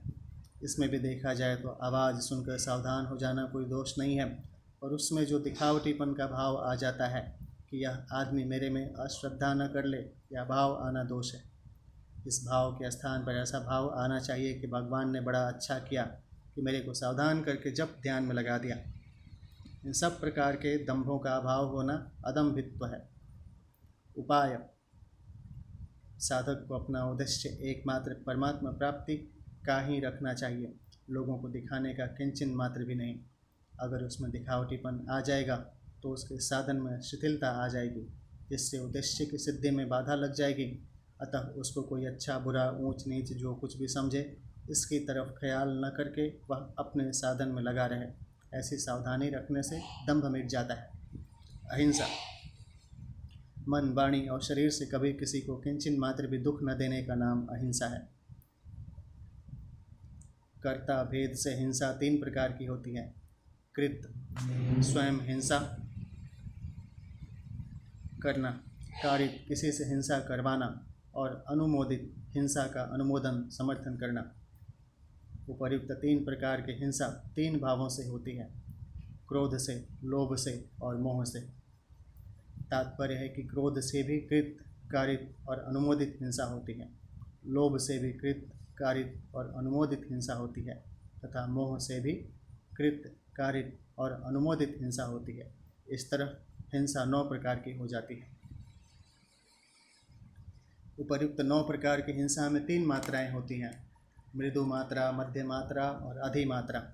किसी को थोड़ा दुख देना मृदु मात्रा में हिंसा है, मृदु मात्रा से अधिक दुख देना मध्य मात्रा में हिंसा है और बहुत अधिक घायल कर देना अथवा ख़त्म कर देना अधिमात्रा में हिंसा है। इस तरह मृदु, मध्य और अधिमात्रा के भेद से हिंसा 27 प्रकार की हो जाती है। उपर्युक्त 27 प्रकार की हिंसा 3 कारणों से होती हैं, शरीर से, वाणी से और मन से। इसी तरह हिंसा 81 प्रकार की हो जाती है। इनमें से किसी भी प्रकार की हिंसा न करने का नाम अहिंसा है। अहिंसा भी 4 प्रकार की होती है, देशगत, कालगत, समयगत और व्यक्तिगत। अमुक तीर्थ में, अमुक मंदिर में, अमुक स्थान में किसी को दुख नहीं देना है, यह देशगत अहिंसा है। अमावस्या, पूर्णिमा, व्यतिपात आदि पर्वों के दिन किसी को दुख नहीं देना है, यह कालगत अहिंसा है। संत के मिलने पर, पुत्र के जन्मदिन पर, पिता के निधन दिवस पर किसी को दुख नहीं देना है, यह समयगत अहिंसा है। गाय, हरिण आदि को तथा गुरुजन, माता पिता, बालक आदि को दुख नहीं देना है, यह व्यक्तिगत अहिंसा है। किसी भी देश, काल आदि में क्रोध, लोभ, मोह पूर्वक किसी को भी शरीर, वाणी और मन से किसी भी प्रकार से दुख न देने से यह सार्वभौम अहिंसा महाव्रत कहलाती है। उपाय है, जैसे साधारण प्राणी अपने शरीर का सुख चाहता है, ऐसे ही साधक को सबके सुख में अपना सुख, सबके हित में अपना हित और सबकी सेवा में अपनी सेवा माननी चाहिए। अर्थात सबके सुख, हित और सेवा से अपना सुख, हित और सेवा अलग नहीं मानना चाहिए। सब अपने ही स्वरूप हैं, ऐसा विवेक जागृत रहने से उसके द्वारा किसी को दुख देने की क्रिया होगी ही नहीं और उसमें अहिंसा भाव स्वतः आ जाएगा। शांति, शांति नाम सहनशीलता अर्थात क्षमा का है। अपने में सामर्थ्य होते हुए भी किस अपराध करने वाले को कभी किसी प्रकार से किंचित मात्र भी दंड न मिले, ऐसा भाव रखना तथा उससे बदला लेने अथवा किसी दूसरे के द्वारा दंड दिलवाने का भाव न रखना एक शांति।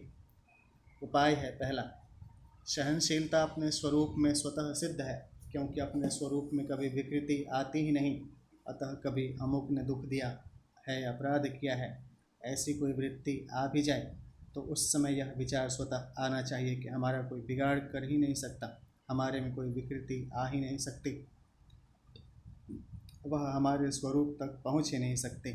ऐसा विचार करने से क्षमा भाव स्वतः आ जाता है। दूसरी बात है, जैसे भोजन करते समय अपने ही दांतों से अपनी जीभ कट जाए तो हम दांतों पर क्रोध नहीं करते, दांतों को दंड नहीं देते। हाँ, जीभ ठीक हो जाए यह बात को मन में आती है और दांतों को तोड़ दे यह भाव मन में कभी आता ही नहीं, कारण कि दांतों को तोड़ेंगे तो एक नई पीड़ा और होगी, अर्थात पीड़ा दुगनी होगी, जिससे हमारे को ही दुख होगा, हमारा ही अनिष्ट होगा। ऐसे ही बिना कारण कोई हमारा अपराध करता है, हमें दुख देता है, उसको अगर हम दंड देंगे, दुख देंगे तो वास्तव में हमारा ही अनिष्ट होगा, क्योंकि वह भी तो अपना ही स्वरूप है। गीता के 6 अध्याय का 29वां श्लोक। आर्जवम, सरल सीधेपन के भाव को आर्जव कहते हैं। साधक के शरीर, मन और वाणी में सरल सीधापन होना चाहिए। शरीर की सजावट का भाव न होना, रहन सहन में सादगी तथा चाल ढाल में स्वाभाविक सीधापन होना, ऐंठ अकर न होना, यह शरीर की सरलता है। छल, कपट, ईर्ष्या, द्वेष आदि का न होना तथा निष्कपटता, सौम्यता, हितैषिता, दया आदि का होना, यह मन की सरलता है। व्यंग्य, निंदा, चुगली आदि न करना, चुभने वाले एवं अपमानजनक वचन न बोलना तथा सरल, प्रिय और हितकारक वचन बोलना, यह वाणी की सरलता है। उपाय है, अपने को एक देश में मानने से, अर्थात स्थूल, सूक्ष्म और कारण शरीर के साथ संबंध रखने से अपने में दूसरों की अपेक्षा विशेषता दिखती है। इससे व्यवहार में भी चलते फिरते, उठते बैठते आदि क्रिया करते हुए कुछ टेढ़ापन, अकड़ आ जाती है। अतः शरीर के साथ अपना संबंध न मानने से और अपने स्वरूप की तरफ दृष्टि रखने से यह अकड़ मिट जाती है और साधक में स्वतः सरलता नम्रता आ जाती है। आचार्य उपासना, विद्या और सदुपदेश देने वाले गुरु का नाम भी आचार्य है और उनकी सेवा से भी लाभ होता है, परंतु यहाँ आचार्य पद परमात्म तत्व को प्राप्त जीवन मुक्त महापुरुष का ही वाचक है।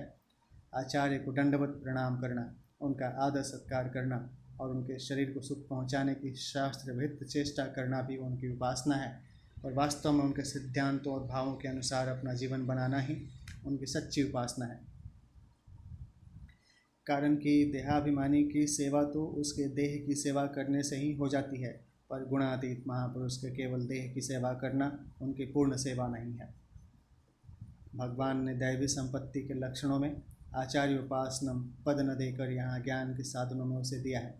इसमें एक विशेष रहस्य की बात मालूम देती है कि ज्ञान मार्ग में गुरु की जितनी आवश्यकता है उतनी आवश्यकता भक्ति मार्ग में नहीं है।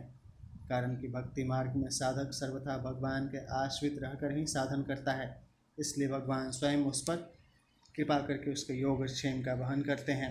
गीता के 9वें अध्याय का 22वां श्लोक उसकी कमियों को, विघ्न बाधाओं को दूर कर देते हैं।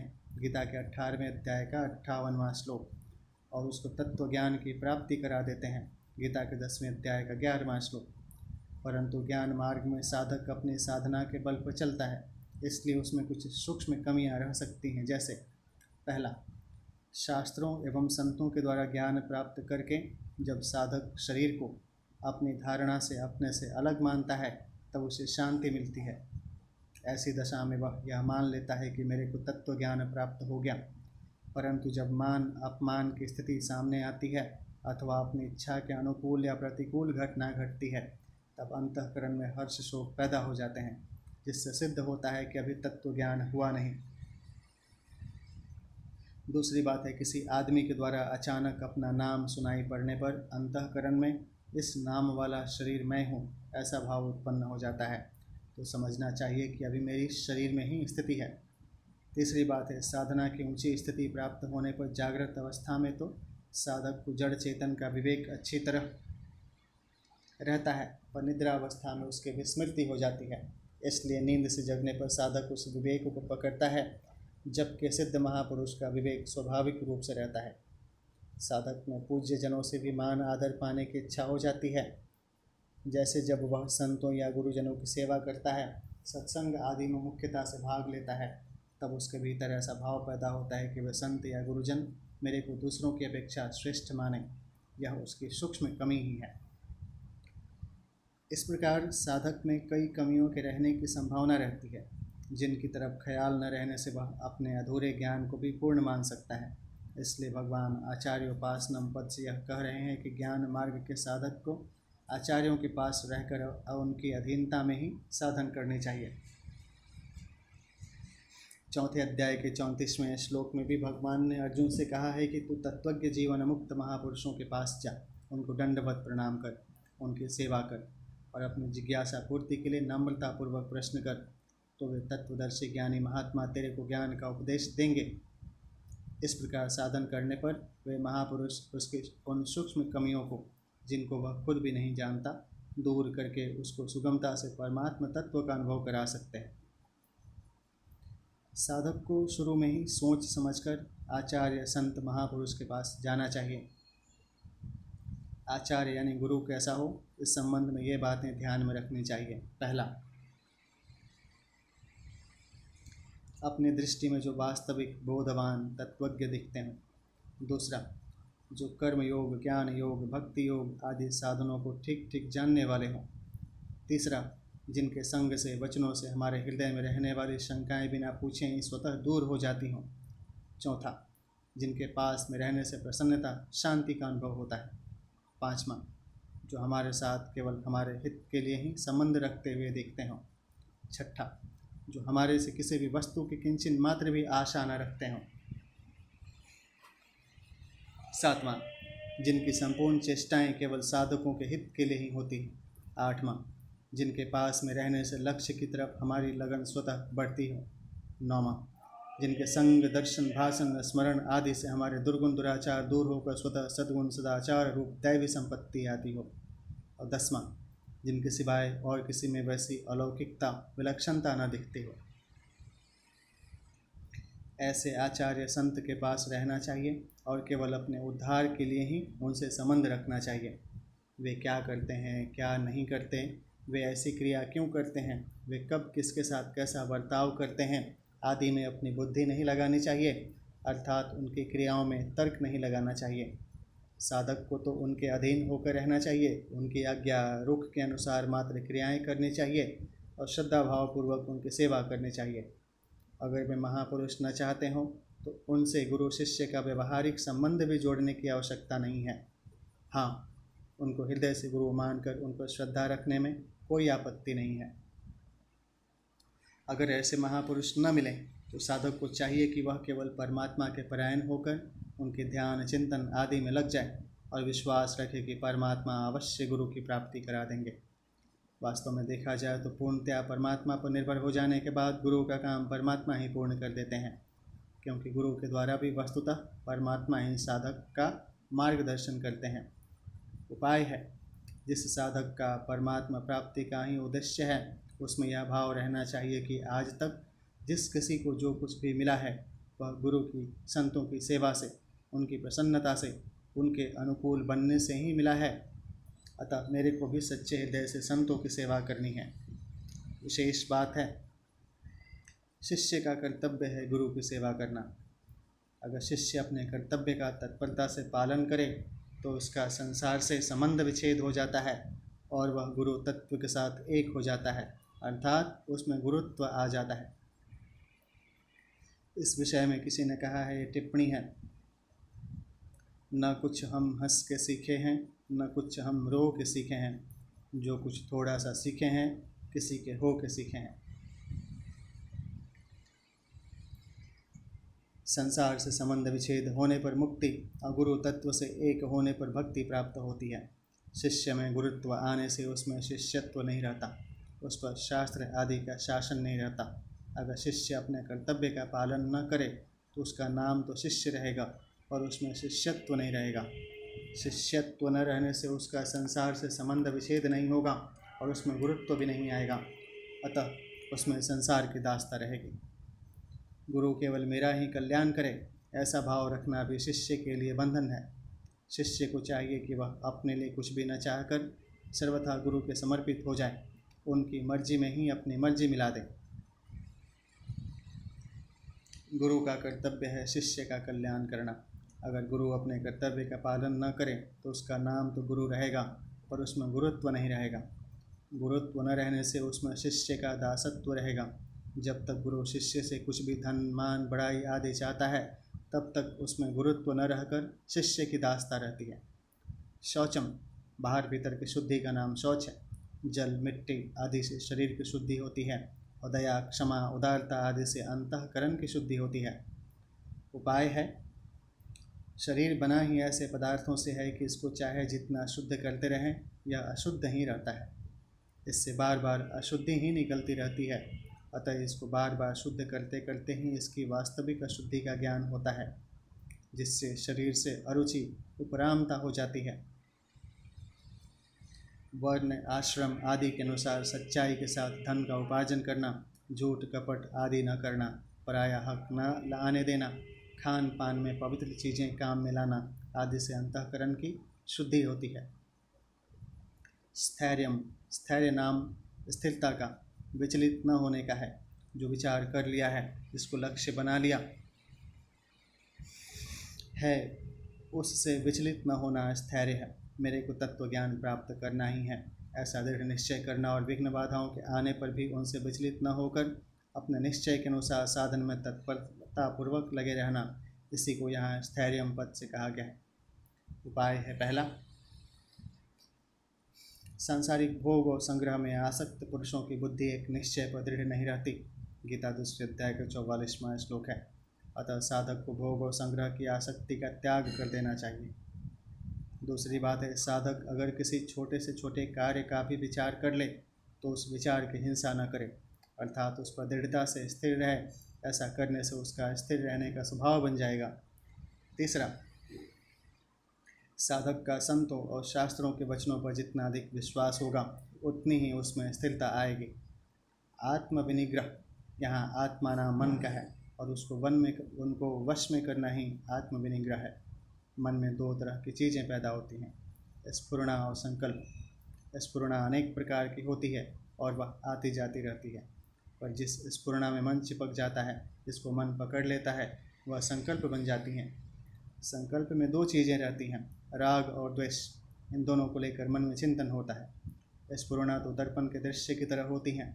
दर्पण में दृश्य दिखता तो है, पर कोई भी दृश्य चिपकता नहीं, अर्थात दर्पण किसी भी दृश्य को पकड़ता नहीं।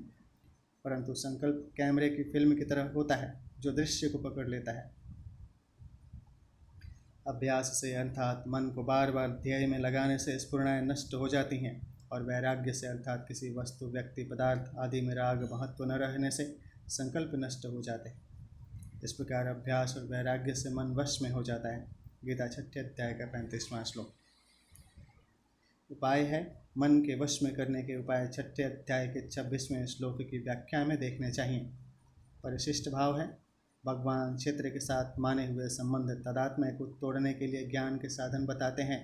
ये साधन तदात्म्य को तोड़ने में सहायक हैं। इंद्रियार्थेषु वैराग्यम मनहंकार एवचम जन्म मृत्यु जरा व्याधि दुख दोषानुदर्शनम। इंद्रियार्थेषु इंद्रियों के विषयों में वैराग्यम वैराग्य का होना, अनहंकार एवं अहंकार का भी न होना, च मतलब और, जन्म मृत्यु जरा व्याधि दुख दोषानुदर्शनम जन्म मृत्यु वृद्धावस्था तथा व्याधियों में दुख रूप दोषों को बार बार देखना। व्याख्या है, इंद्रियार्थेषु वैराग्यम लोक परलोक के शब्द आदि समस्त विषयों में इंद्रियों का खिंचाव न होना ही इंद्रियों के विषयों में राग रहित होना है। इंद्रियों का विषयों के साथ संबंध होने पर भी तथा शास्त्र के अनुसार जीवन निर्वाह के लिए इंद्रियों द्वारा विषयों का सेवन करते हुए भी साधक को विषयों में राग आसक्ति प्रियता नहीं होनी चाहिए।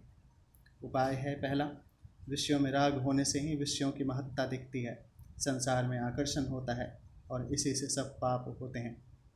अगर हमारा विषयों में ही राग रहेगा तो तत्वबोध कैसे होगा, परमात्मा तत्व में हमारी स्थिति कैसे होगी। अगर राग का त्याग कर दें तो परमात्मा में स्थिति हो जाएगी। ऐसा विचार करने से विषयों से वैराग्य हो जाता है। दूसरा बात है, बड़े बड़े धनी शूरवीर राजा महाराजा हुए हैं और उन्होंने बहुत से भोगों को भोगा, पर अंत में उनका क्या रहा? कुछ नहीं रहा। उनके शरीर कमज़ोर हो गए और अंत में सब चले गए। इस प्रकार विचार करने से भी वैराग्य हो जाता है। तीसरा, जिन्होंने भोग नहीं भोगे हैं, जिनके पास भोग सामग्री नहीं है, जो संसार से विरक्त हैं, उनकी अपेक्षा जिन्होंने बहुत भोग भोगे हैं और भोग रहे हैं, उनमें क्या विलक्षणता विशेषता आई है? कुछ नहीं। प्रत्युत भोग भोगने वाले तो शोक चिंता में डूबे हुए हैं। ऐसा विचार करने से भी वैराग्य होता है। अनहंकार एवचम प्रत्येक व्यक्ति के अनुभव में मैं हूँ, इस प्रकार की एक वृत्ति होती है। यह वृत्ति ही शरीर के साथ मिलकर मैं शरीर हूँ, इस प्रकार एक देशीयता अर्थात अहंकार उत्पन्न कर देती है। इसी के कारण शरीर, नाम, क्रिया, पदार्थ, भाव, ज्ञान, त्याग, देश, काल आदि के साथ अपना संबंध मानकर जीव ऊंच नीच योनियों में जन्मता मरता रहता है। गीता के 13वें अध्याय का 21वां श्लोक। यह अहंकार साधन में प्रायः बहुत दूर तक रहता है। वास्तव में इसकी सत्ता नहीं है, फिर भी स्वयं की मान्यता होने के कारण व्यक्तित्व के रूप में इसका भान होता रहता है। भगवान द्वारा ज्ञान के साधनों में इस पद का प्रयोग किए जाने का तात्पर्य शरीर आदि में माने हुए अहंकार का सर्वथा अभाव करने में है, क्योंकि जड़ चेतन का यथार्थ बोध होने पर इसका सर्वथा अभाव हो जाता है। मनुष्य मात्र अहंकार रहित हो सकता है, इसलिए भगवान यहाँ अनहंकार पद से अहंकार का त्याग करने की बात कहते हैं। अभिमान और अहंकार का प्रयोग एक साथ होने पर उनसे अलग अलग भावों का बोध होता है। सांसारिक चीज़ों के संबंध से अभिमान पैदा होता है। ऐसे ही त्याग, वैराग्य, विद्या आदि को लेकर अपने में विशेषता देखने से भी अभिमान पैदा होता है। शरीर को ही अपना स्वरूप मानने से अहंकार पैदा होता है। यहाँ अनहंकार पद से अभिमान और अहंकार दोनों के सर्वथा अभाव का अर्थ लेना चाहिए।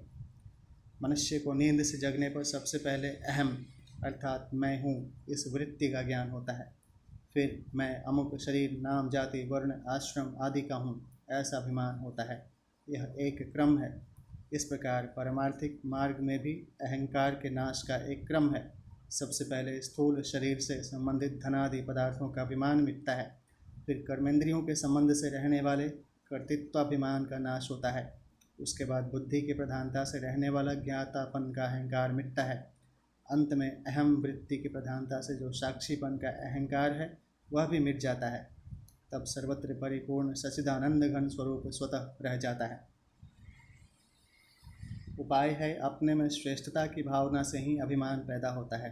अभिमान तभी होता है जब मनुष्य दूसरों की तरफ देखकर यह सोचता है कि वे मेरी अपेक्षा तुच्छ है। जैसे गांव भर में एक ही लखपति हो तो दूसरों को देखकर उसको लखपति होने का अभिमान होता है, परंतु अगर दूसरे सभी करोड़पति हों तो उसको अपने लखपति होने का अभिमान नहीं होता। अतः अभिमान रूप दोष को मिटाने के लिए साधक को चाहिए कि वह दूसरों की कमी की तरफ कभी न देखे, प्रत्युत अपनी कमियों को देखकर उनको दूर करे। दूसरी बात है, एक ही आत्मा जैसे इस शरीर में व्याप्त हैं ऐसे ही वह अन्य शरीरों में भी व्याप्त हैं। सर्वगतः गीता 2 अध्याय का 24वां।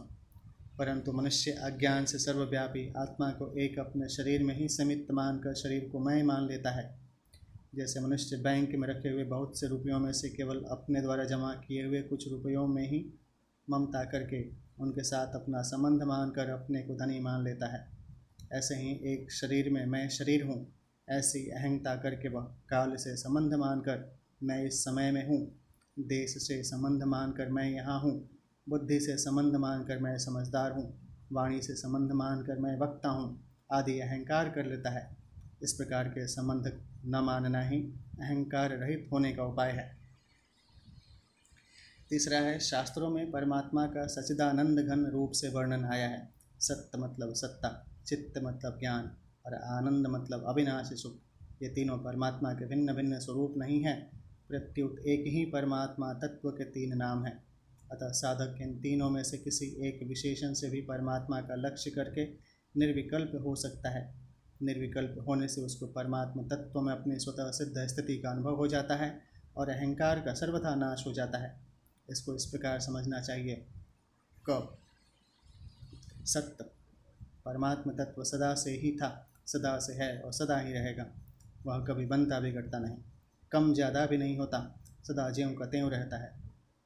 ऐसा बुद्धि के द्वारा विचार करके निर्विकल्प होकर स्थिर हो जाने से साधक का बुद्धि से संबंध विच्छेद हो जाता है और सत्य तत्व में अपनी वास्तविक स्थिति का अनुभव हो जाता है। ऐसा अनुभव होने पर फिर अहंकार नहीं रहता। ख है चित्त। जैसे प्रत्येक व्यक्ति के शरीर आदि अहम के अंतर्गत दृश्य हैं, ऐसे ही अहम भी मैं, तू, यह और वह के रूप में एक ज्ञान के अंतर्गत दृश्य है।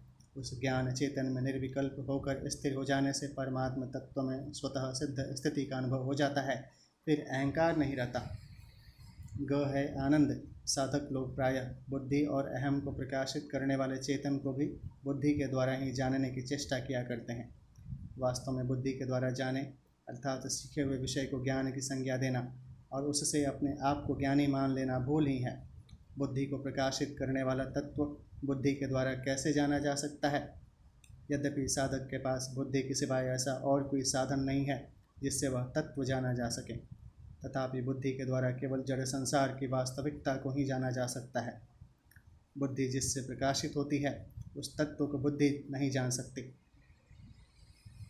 उस तत्व को जानने के लिए बुद्धि से भी संबंध विच्छेद करना आवश्यक है। बुद्धि को प्रकाशित करने वाले परमात्मा तत्व में निर्विकल्प रूप से स्थित हो जाने पर बुद्धि से सर्वथा संबंध विच्छेद हो जाता है। फिर एक आनंद स्वरूप जहाँ दुख का लेश भी नहीं है, परमात्मा तत्व ही शेष रह जाता है, जो स्वयं ज्ञान स्वरूप और सत्य स्वरूप भी है। इस प्रकार तत्व में निर्विकल्प चुप हो जाने पर आनंद ही आनंद है, ऐसा अनुभव होता है। ऐसा अनुभव होने पर फिर अहंकार नहीं रहता। जन्म मृत्यु जरा व्याधि दुख दोषानुदर्शनम। जन्म मृत्यु वृद्धावस्था और रोगों के दुख रूप दोषों को बार बार देखने का तात्पर्य है। जैसे आवा में मटका पकड़ता है, ऐसे ही जन्म से पहले माता के उदर में बच्चा जठराग्नि में पकता रहता है। माता के खाए हुए नमक, मिर्च आदि क्षार और तीखे पदार्थों से बच्चे के शरीर में जलन होती है। तेरे भावे जो करे भलो बुरो संसार, नारायण तू बैठिके अपनो भवन बुहार। दूसरी बात है, संसार के चिंतन से साधक का कोई प्रयोजन होता नहीं और अचिंत्य परमात्मा तत्व चिंतन में आता नहीं। यही निर्विकल्पता है। तीसरी बात है, किसी सेठ ने सुना कि अमुक दुकान में इतना नफ़ा हुआ है और साथ ही यह भी सुना कि अमुक दुकान में इतना नुकसान हुआ है। इस प्रकार नफ़ा और नुकसान, इन दोनों में तो फ़र्क है, और इन दोनों के ज्ञान में कोई फ़र्क नहीं है। ज्ञान तो एक ही है। अगर ज्ञान एक न होता तो नफ़ा और नुकसान दोनों की भिन्नता का ज्ञान कैसे होता। इसी तरह मैं, तू, यह और वह, ये चारों अलग अलग होने पर भी इनका प्रकाशक ज्ञान एक ही है। जिस सामान्य प्रकाश में मैं में क्रियाएं होती हैं, उसी प्रकाश में तू, यह और वह में भी क्रियाएं होती हैं। उस सामान्य प्रकाश में मैं, तू, यह और वह का भेद नहीं है। उस सामान्य प्रकाश का संबंध यदि है तो चारों के साथ है, और यदि नहीं है तो किसी के साथ नहीं है। गर्भाशय में रहने वाले सूक्ष्म जंतु भी बच्चे को काटते रहते हैं। प्रसव के समय माता को जो पीड़ा होती है उसका कोई अंदाज़ा नहीं लगाया जा सकता। वैसी ही पीड़ा उदर से बाहर आते समय बच्चे को होती है। इस तरह जन्म के दुख रूप दोषों का बार बार विचार करके इस विचार को दृढ़ करना है कि इसमें केवल दुख ही दुख है। जो जन्मता है उसको मरना ही पड़ता है, यह नियम है, इससे कोई बच ही नहीं सकता। मृत्यु के समय जब प्राण शरीर से निकलते हैं तब हजारों बिच्छू शरीर में एक साथ डंक मारते हैं, ऐसी पीड़ा होती है। उम्र भर में कमाए हुए धन से, उम्र भर में रहे हुए मकान से और अपने परिवार से जब वियोग होता है और फिर उनसे उनके मिलने की संभावना नहीं रहती, तब ममता आसक्ति के कारण बड़ा भारी दुख होता है। जिस धन को कभी किसी को दिखाना नहीं चाहता था, जिस धन को परिवार वालों में से छिपा छिपा कर तिजोरी में रखा था, उसकी चाबी परिवार वालों के हाथ में पड़ी देखकर मन में असह्य वेदना होती है। इस तरह मृत्यु के दुख रूप दोषों को बार बार देखें। वृद्धावस्था में शरीर और अवयवों की शक्ति क्षीण हो जाती है, जिससे चलने फिरने उठने बैठने में कष्ट होता है। हर एक तरह का भोजन पचता नहीं। बड़ा होने के कारण परिवार से आदर चाहता है, पर कोई प्रयोजन न रहने से घर वाले निरादर अपमान करते हैं। तब मन में पहले की बातें याद आती हैं कि मैंने धन कमाया है, इनको पाला पोसा है, पर आज ये मेरा तिरस्कार कर रहे हैं। इन बातों को लेकर बड़ा दुख होता है। इस तरह वृद्धावस्था के दुख रूप दोषों को बार बार देखें। यह शरीर व्याधियों का, रोगों का घर है। शरीरम व्याधि मंदिरम, शरीर में वात कफ आदि से पैदा होने वाले अनेक प्रकार के रोग होते रहते हैं और उन रोगों से शरीर में बड़ी पीड़ा होती है। इस तरह रोगों के दुख रूप दोषों को बार बार देखें। यहाँ बार बार देखने का तात्पर्य बार बार चिंतन करने से नहीं है, प्रत्युत विचार करने से है। जन्म, मृत्यु, वृद्धावस्था और रोगों के दुखों को बार बार देखने से अर्थात विचार करने से उनके मूल कारण उत्पत्ति विनाशशील पदार्थों में राग स्वाभाविक ही कम हो जाता है, अर्थात भोगों से वैराग्य हो जाता है। तात्पर्य है कि जन्म, मृत्यु आदि के दुख रूप दोषों को देखना भोगों से वैराग्य होने में हेतु है, क्योंकि भोगों के राग से अर्थात गुणों के संग से ही जन्म होता है। कारणम गुण संयोगस्यम सदा सद्यो निजन्मसु, गीता के 13वें अध्याय का 21वां। और जो जन्म होता है वह संपूर्ण दुखों का कारण है। भगवान ने पुनर्जन्म को दुखालय बताया है। पुनर्जन्म दुखालयम अशाश्वतम, गीता 8वें अध्याय का 15वां। शरीर आदि जड़ पदार्थों के साथ अपना संबंध मानने से, उनको महत्व देने से, उनका आश्रय लेने से ही संपूर्ण दोष उत्पन्न होते हैं। देहाभिमानी सर्वे दोषा प्रादुर्भवन्ति, परमात्मा का स्वरूप अथवा उसका ही अंश होने के ही कारण जीवात्मा स्वयं निर्दोष है, चेतन, अमल, सहज सुख राशि। मानस के 7वें अध्याय का 117वां का पहला है। यही कारण है कि जीवात्मा का दुख और दोष अच्छे नहीं लगते, क्योंकि वे इसके सजातीय नहीं हैं। जीव अपने द्वारा ही पैदा किए दोषों के कारण सदा दुख पाता रहता है। अतः भगवान जन्म, मृत्यु आदि के दुख रूप दोषों के मूल कारण देहाभिमान को विचारपूर्वक मिटाने के लिए कह रहे हैं। परिशिष्ट भाव है, एक दुख का भोग होता है और एक दुख का प्रभाव होता है। दुख से दुखी होना और सुख की इच्छा करना दुख का भोग है। दुख के कारण की खोज करके उसको मिटाना दुख का प्रभाव है। यहाँ दुख के प्रभाव को दुख दोषानुदर्शनम पद से कहा गया है। दुख का भोग करने से अर्थात दुखी होने से विवेक लुप्त हो जाता है, परंतु दुख का प्रभाव होने से विवेक लुप्त नहीं होता। प्रत्युत मनुष्य विवेक दृष्टि से दुख के कारण की खोज करता है और खोज करके उसको मिटाता है। सुख की इच्छा ही संपूर्ण दुखों का कारण है। कारण के मिटने पर कार्य अपने आप मिट जाता है, अतः सुख की इच्छा मिटने पर संपूर्ण दुखों का नाश हो जाता है। असक्तिरनभिष्वङ्गं पुत्रदारगृहादिशं नित्यं च समचित्तत्वम् इष्टानिष्टोपपतिषु।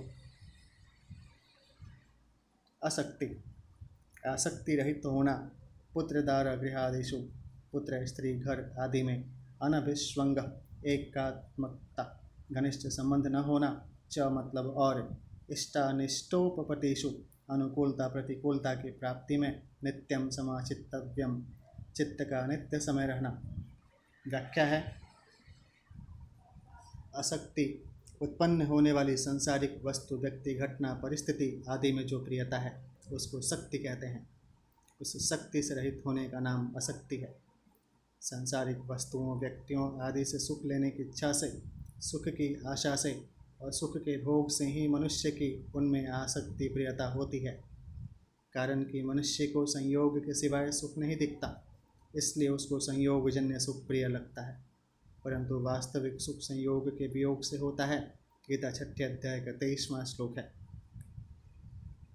इसलिए साधक के लिए सांसारिक आसक्ति का त्याग करना बहुत आवश्यक है। उपाय है, संयोगजन्य सुख आरंभ में तो अमृत की तरह दिखता है, पर परिणाम में विष की तरह होता है। गीता 18वें अध्याय का 38वां श्लोक। संयोगजन्य सुख भोगने वाले को परिणाम में दुख भोगना ही पड़ता है, यह नियम है। अतः संयोगजन्य सुख के परिणाम पर दृष्टि रखने से उसमें आसक्ति नहीं रहती। अनभिस्वंगः पुत्रदारगृहादिषु, पुत्र स्त्री घर धन जमीन पशु आदि के साथ माना हुआ जो घनिष्ठ संबंध है, गाढ़ मोह है, तदात्म है, मानी हुई एकात्मकता है, जिसके कारण शरीर पर भी असर पड़ता है, उसका नाम अभिस्वंग है। जैसे पुत्र के साथ माता की एकात्मता रहने के कारण जब पुत्र बीमार हो जाता है तब माता का शरीर कमज़ोर हो जाता है, ऐसे ही पुत्र के स्त्री के मर जाने पर मनुष्य कहता है कि मैं मर गया, धन के चले जाने पर कहता है कि मैं मारा गया आदि। ऐसी एकात्मता से रहित होने के लिए यहाँ अनभिस्वंग पद आया है। उपाय है, जिनके साथ अपना घनिष्ठ संबंध दिखे उनकी सेवा करें, उनको सुख पहुँचाए, पर उनसे सुख लेने का उद्देश्य न रखें। उद्देश्य तो उनसे अभिस्वंग तदात्म्य दूर करने का ही रखें। अगर उनसे सेवा लेने का उद्देश्य रखेंगे तो उनसे तदात्म्य हो जाएगा। हाँ, उनकी प्रसन्नता के लिए कभी उनसे सेवा लेनी भी पड़े तो उसमें राजी न हो, क्योंकि राजी होने से अभिस्वंग हो जाएगा। तात्पर्य है कि किसी के साथ भी अपने को लिप्त न करें, इस बात की बहुत सावधानी रखें। नित्यं च समचित्तत्वम् इष्टानिष्टोपपतिषु, इष्ट अर्थात मन के अनुकूल वस्तु व्यक्ति परिस्थिति घटना आदि के प्राप्त होने पर चित्त में राग हर्ष सुख आदि विकार न हो, और अनिष्ट अर्थात मन के प्रतिकूल वस्तु व्यक्ति आदि के प्राप्त होने पर चित्त में द्वेष शोक दुख उद्वेग आदि विकार न हो। तात्पर्य है कि अनुकूल प्रतिकूल परिस्थितियों के प्राप्त होने पर चित्त में निरंतर समता रहे, चित्त पर उनका कोई असर न पड़े। इसको भगवान ने सिद्ध्यो समोबुत्तम दूसरे अध्याय का 48वां पदों से भी कहा है। उपाय है,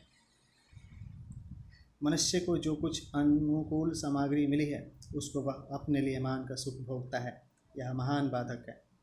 कारण कि संसार की सामग्री केवल संसार की सेवा में लगाने के लिए ही मिली है, अपने शरीर इंद्रियों को सुख पहुंचाने के लिए नहीं।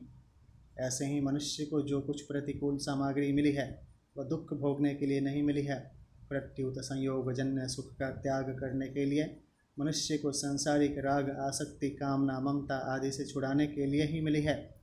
तात्पर्य है कि अनुकूल और प्रतिकूल दोनों परिस्थितियां मनुष्य को सुख दुख से ऊंचा उठाकर उन दोनों से अतीत परमात्मा तत्व को प्राप्त कराने के लिए ही मिली है। ऐसा दृढ़ता से मान लेने से साधक का चित्त इष्ट और अनिष्ट की प्राप्ति में स्वतः सम रहेगा।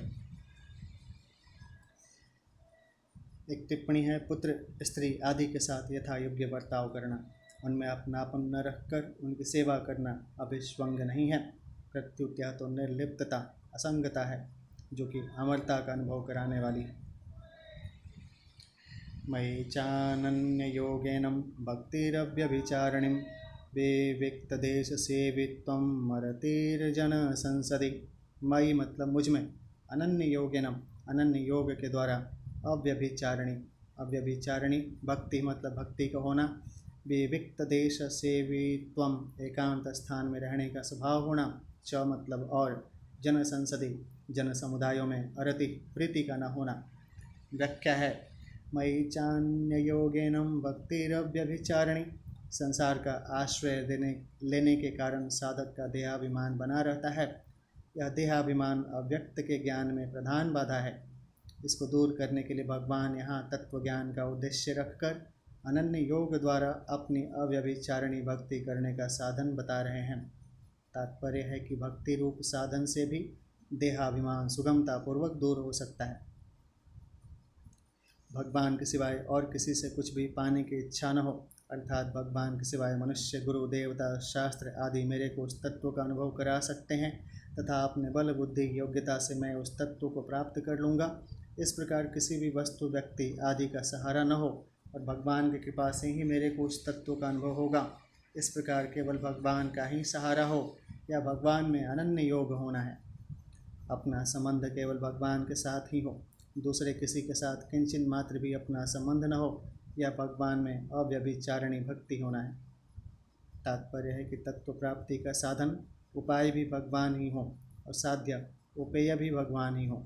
यही अनन्य योग के द्वारा भगवान में अव्यभिचारिणी भक्ति का होना है। जिस साधक में ज्ञान के साथ साथ भक्ति के भी संस्कार हों, उसके लिए यह साधन बहुत उपयोगी है। भक्तिपरायण साधक अगर तत्व ज्ञान का उद्देश्य रखकर एकमात्र भगवान का ही आश्रय ग्रहण करता है तो केवल इसी साधन से तत्व ज्ञान की प्राप्ति कर सकता है। गुणातीत होने के उपायों में भी भगवान ने अव्यभिचारिणी भक्ति की बात कही है। गीता के 14वें अध्याय के 26वां श्लोक। शंका है, यहाँ तो भक्ति से तत्व ज्ञान की प्राप्ति बताई गई है और 18वें अध्याय के 54वें 55वें श्लोक में ज्ञान से भक्ति की प्राप्ति कही गई है। ऐसा क्यों? समाधान है, जैसे भक्ति दो प्रकार की होती है, साधन भक्ति और साध्य भक्ति, ऐसे ही ज्ञान भी दो प्रकार का होता है, साधन ज्ञान और साध्य ज्ञान। साध्य भक्ति और साध्य ज्ञान दोनों तत्वतः एक ही हैं। साधन भक्ति और साधन ज्ञान ये दोनों साध्य भक्ति अथवा साध्य ज्ञान की प्राप्ति के साधन हैं। अतः जहाँ भक्ति से तत्व ज्ञान, साध्य ज्ञान की प्राप्ति की बात कही है वह भी ठीक है, और जहाँ ज्ञान से पराभक्ति, साध्य भक्ति की प्राप्ति की बात कही है वह भी ठीक है। अतः साधक को चाहिए कि उसमें कर्म, ज्ञान अथवा भक्ति जिस संस्कार की प्रधानता हो उसी के अनुरूप साधन में लग जाए। सावधानी केवल इतनी रखे कि उद्देश्य केवल परमात्मा का ही हो, प्रकृति अथवा उसके कार्य का नहीं। ऐसा उद्देश्य होने पर वह उसी साधन से परमात्मा को प्राप्त कर लेता है। शंका है, भगवान ने ज्ञान के साधनों में अपनी भक्ति को किस लिए बताया? क्या ज्ञान योग का साधक भगवान की भक्ति भी करता है? समाधान है, ज्ञान योग के साधक जिज्ञासु दो प्रकार के होते हैं, भाव प्रधान यानी भक्ति प्रधान और विवेक प्रधान यानी ज्ञान प्रधान।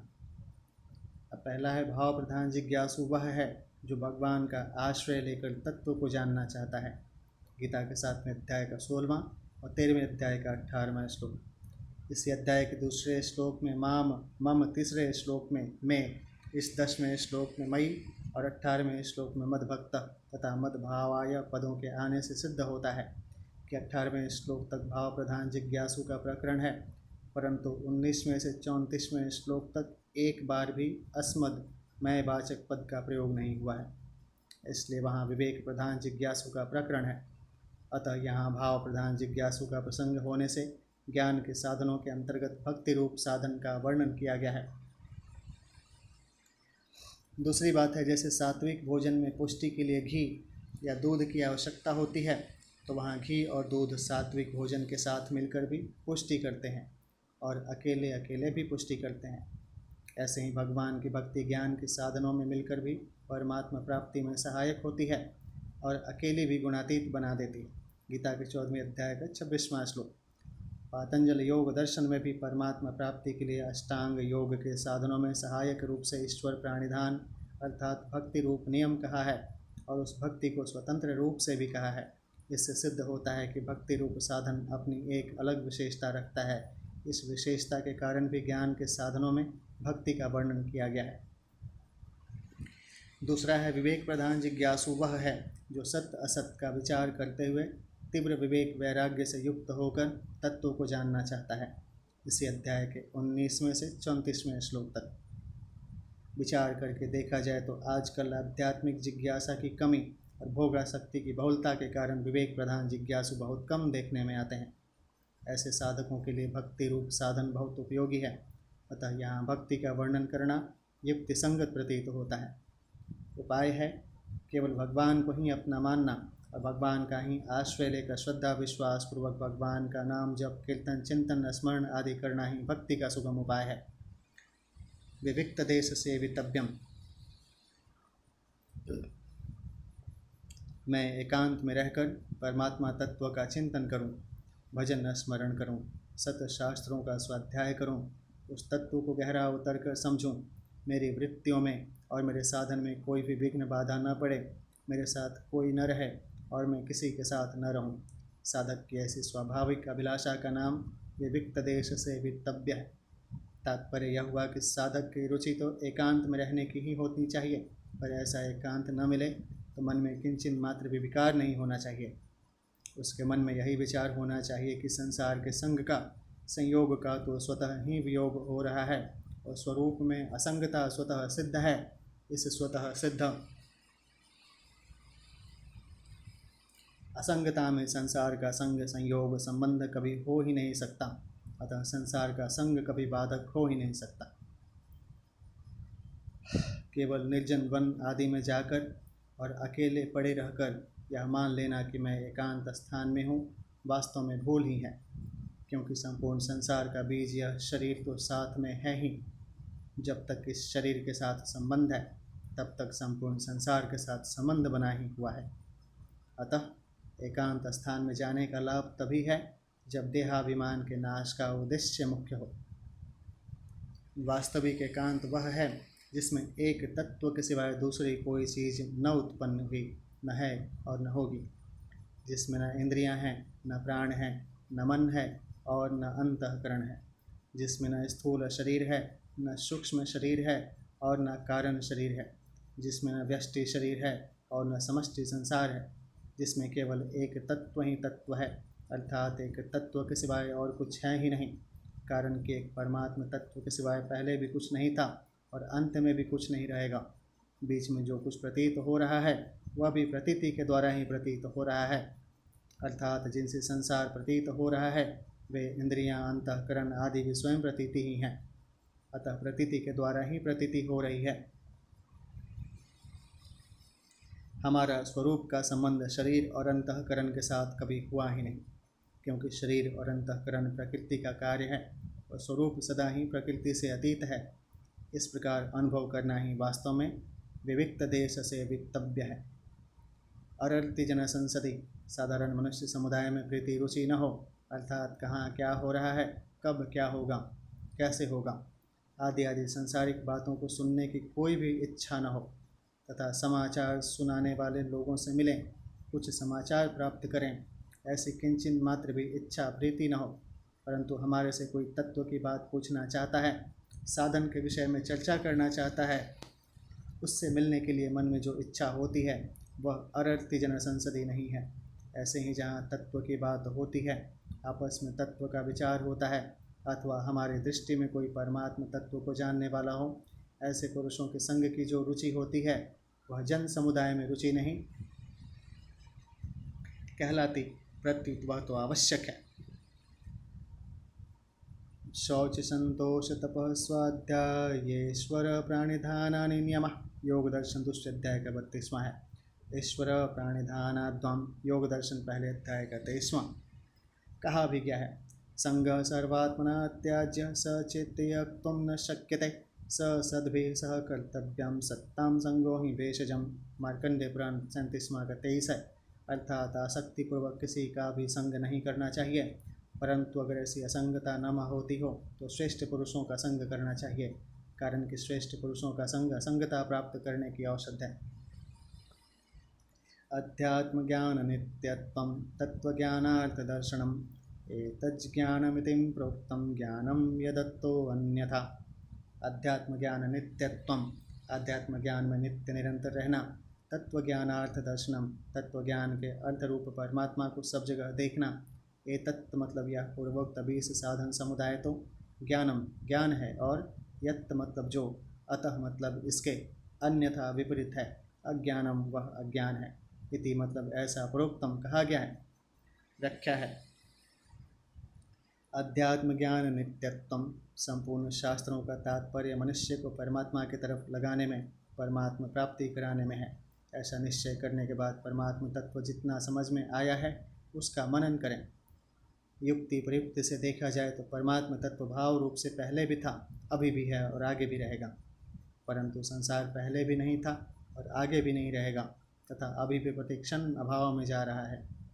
संसार की तो उत्पत्ति और विनाश होता है, और उसका जो आधार प्रकाशक है वह परमात्मा तत्व नित्य निरंतर रहता है। उस परमात्मा तत्व के सिवाय संसार की स्वतंत्र सत्ता है ही नहीं। परमात्मा की सत्ता से ही संसार सत्ता वाला दिखता है। इस प्रकार संसार की स्वतंत्र सत्ता के अभाव का और परमात्मा की सत्ता का नित्य निरंतर मनन करते रहना अध्यात्म ज्ञान नित्यत्वम है। उपाय है आध्यात्मिक ग्रंथों का पठन पाठन, तत्वज्ञ महापुरुषों से तत्व ज्ञान विषयक श्रवण और प्रश्नोत्तर करना। तत्व ज्ञानार्थ दर्शनम, तत्व ज्ञान का अर्थ है परमात्मा। उस परमात्मा का ही सब जगह दर्शन करना, उसका ही सब जगह अनुभव करना तत्व ज्ञानार्थ दर्शनम है। वह परमात्मा सब देश काल वस्तु व्यक्ति घटना परिस्थिति आदि में ज्यों कत्यों परिपूर्ण है। एकांत में अथवा व्यवहार में सब समय साधक की दृष्टि उसका लक्ष्य केवल उस परमात्मा पर ही रहे। एक परमात्मा के सिवाय उसको दूसरी कोई सत्ता दिखे ही नहीं। सब जगह सब समय समभाव से परिपूर्ण परमात्मा को ही देखने का उसका स्वभाव बन जाए, यही तत्व ज्ञानार्थ दर्शनम है। इसके सिद्ध होने पर साधक को परमात्मा तत्व का अनुभव हो जाता है। एतज्ज्ञानमितिं प्रोक्तं ज्ञानं यदत्तो अन्यथाम अमानित्वम से लेकर तत्व ज्ञानार्थ दर्शनम तक ये जो 20 साधन कहे गए हैं, ये सभी साधन देहाभिमान मिटाने वाले होने से और परमात्मा तत्व की प्राप्ति में सहायक होने से ज्ञान नाम से कहे गए हैं। इन साधनों से विपरीत मानित्व दंभित्व हिंसा आदि जितने भी दोष हैं वे सभी देहाभिमान बढ़ाने वाले होने से और परमात्मा तत्व से विमुख करने वाले होने से अज्ञान नाम से कहे गए हैं। विशेष बात है, यदि साधक में इतना तीव्र विवेक जागृत हो जाए कि वह शरीर से माने हुए संबंध का त्याग कर सके, तो उसमें यह साधन समुदाय स्वतः प्रकट हो जाता है। फिर उसको इन साधनों का अलग अलग अनुष्ठान करने की आवश्यकता नहीं पड़ती। विनाशी शरीर को अपने अविनाशी स्वरूप से अलग देखना मूल साधन है। अतः सभी साधकों को चाहिए कि वे शरीर को अपने से अलग अनुभव करें, जो कि वास्तव में अलग ही है। पूर्वोक्त किसी भी साधन का अनुष्ठान करने के लिए मुख्यतः 2 बातों की आवश्यकता है। पहला, साधक का उद्देश्य केवल परमात्मा को प्राप्त करना हो, और दूसरा, शास्त्रों को पढ़ते सुनते समय यदि विवेक द्वारा शरीर को अपने से अलग समझ ले तो फिर दूसरे समय में भी उसी विवेक पर स्थिर रहे। इन 2 बातों के दृढ़ होने से साधन समुदाय के सभी साधन सुगम हो जाते हैं। शरीर तो बदल गया, पर मैं वही हूँ जो कि बचपन में था। यह सबके अनुभव की बात है। अतः शरीर के साथ अपना संबंध वास्तविक न होकर केवल माना हुआ है। ऐसा निश्चय होने पर ही वास्तविक साधन आरंभ होता है। साधक की बुद्धि जितने अंश में परमात्मा प्राप्ति के उद्देश्य को धारण करती है, उतने ही अंश में उसमें विवेक की जागृति तथा संसार से वैराग्य हो जाता है। भगवान ने विवेक और वैराग्य को पुष्ट करने के लिए ज्ञान के आवश्यक साधनों का वर्णन किया है। जब मनुष्य का उद्देश्य परमात्मा प्राप्ति करना ही हो जाता है, तब दुर्गुणों एवं दुराचारों की जड़ कट जाती है। चाहे साधक को इसका अनुभव हो या न हो। जैसे वृक्ष की जड़ कटने पर भी बड़ी टहनी पर लगे हुए पत्ते कुछ दिन तक हरे दिखते हैं, किंतु वास्तव में उन पत्ते के हरेपन की भी जड़ कट चुकी होती है। इसलिए कुछ दिनों के बाद कटी हुई टहनी के पत्तों का हरापन मिट जाता है। ऐसे ही परमात्मा तत्व की प्राप्ति का दृढ़ उद्देश्य होते ही दुर्गुण दुराचार मिट जाते हैं। यद्यपि साधक को आरंभ में ऐसा अनुभव नहीं होता और उसको अपने में अवगुण दिखते हैं, तथापि कुछ समय के बाद उनका सर्वथा अभाव दिखने लग जाता है। साधन करते समय कभी कभी साधक को अपने में दुर्गुण दिखाई दे सकते हैं, परंतु वास्तव में साधन में लगने से पहले उसमें जो दुर्गुण रहे थे वे ही जाते हुए दिखाई देते हैं। यह नियम है कि दरवाजे से आने वाले और जाने वाले दोनों ही दिखाई देते हैं। यदि साधन करते समय अपने में दुर्गुण बढ़ते ही दिखते हों तो समझना चाहिए कि दुर्गुण आ रहे हैं, परंतु यदि अपने में दुर्गुण कम होते हुए दिखते हों तो समझना चाहिए कि दुर्गुण जा रहे हैं। ऐसी अवस्था में साधक को निराश नहीं होना चाहिए, प्रत्युत अपने उद्देश्य पर दृढ़ रहकर तत्परतापूर्वक साधन में लगे रहना चाहिए। इस प्रकार साधन में लगे रहने से दुर्गुण दुराचारों का सर्वथा अभाव हो जाता है। परिशिष्ट भाव है, क्षेत्र क्षेत्रज्ञ के विभाग का ज्ञान कराने में हेतु होने से इन 20 साधनों को ज्ञान नाम से कहा गया है।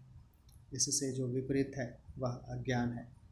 साधन न करने से मनुष्य ज्ञान की बातें तो सीख लेता है पर अनुभव नहीं कर सकता। अतः साधन न करने से अज्ञान क्षेत्र क्षेत्रज्ञ को एक देखना रहता है, और अज्ञान के रहते हुए अगर कोई सीख कर क्षेत्र और क्षेत्रज्ञ के विभाग का विवेचन करता है तो वह वास्तव में देहाभिमान को ही पुष्टि करता है, परंतु जो वे साधन करता है उसमें क्षेत्र क्षेत्रज्ञ का विभाग करने की योग्यता आ जाती है।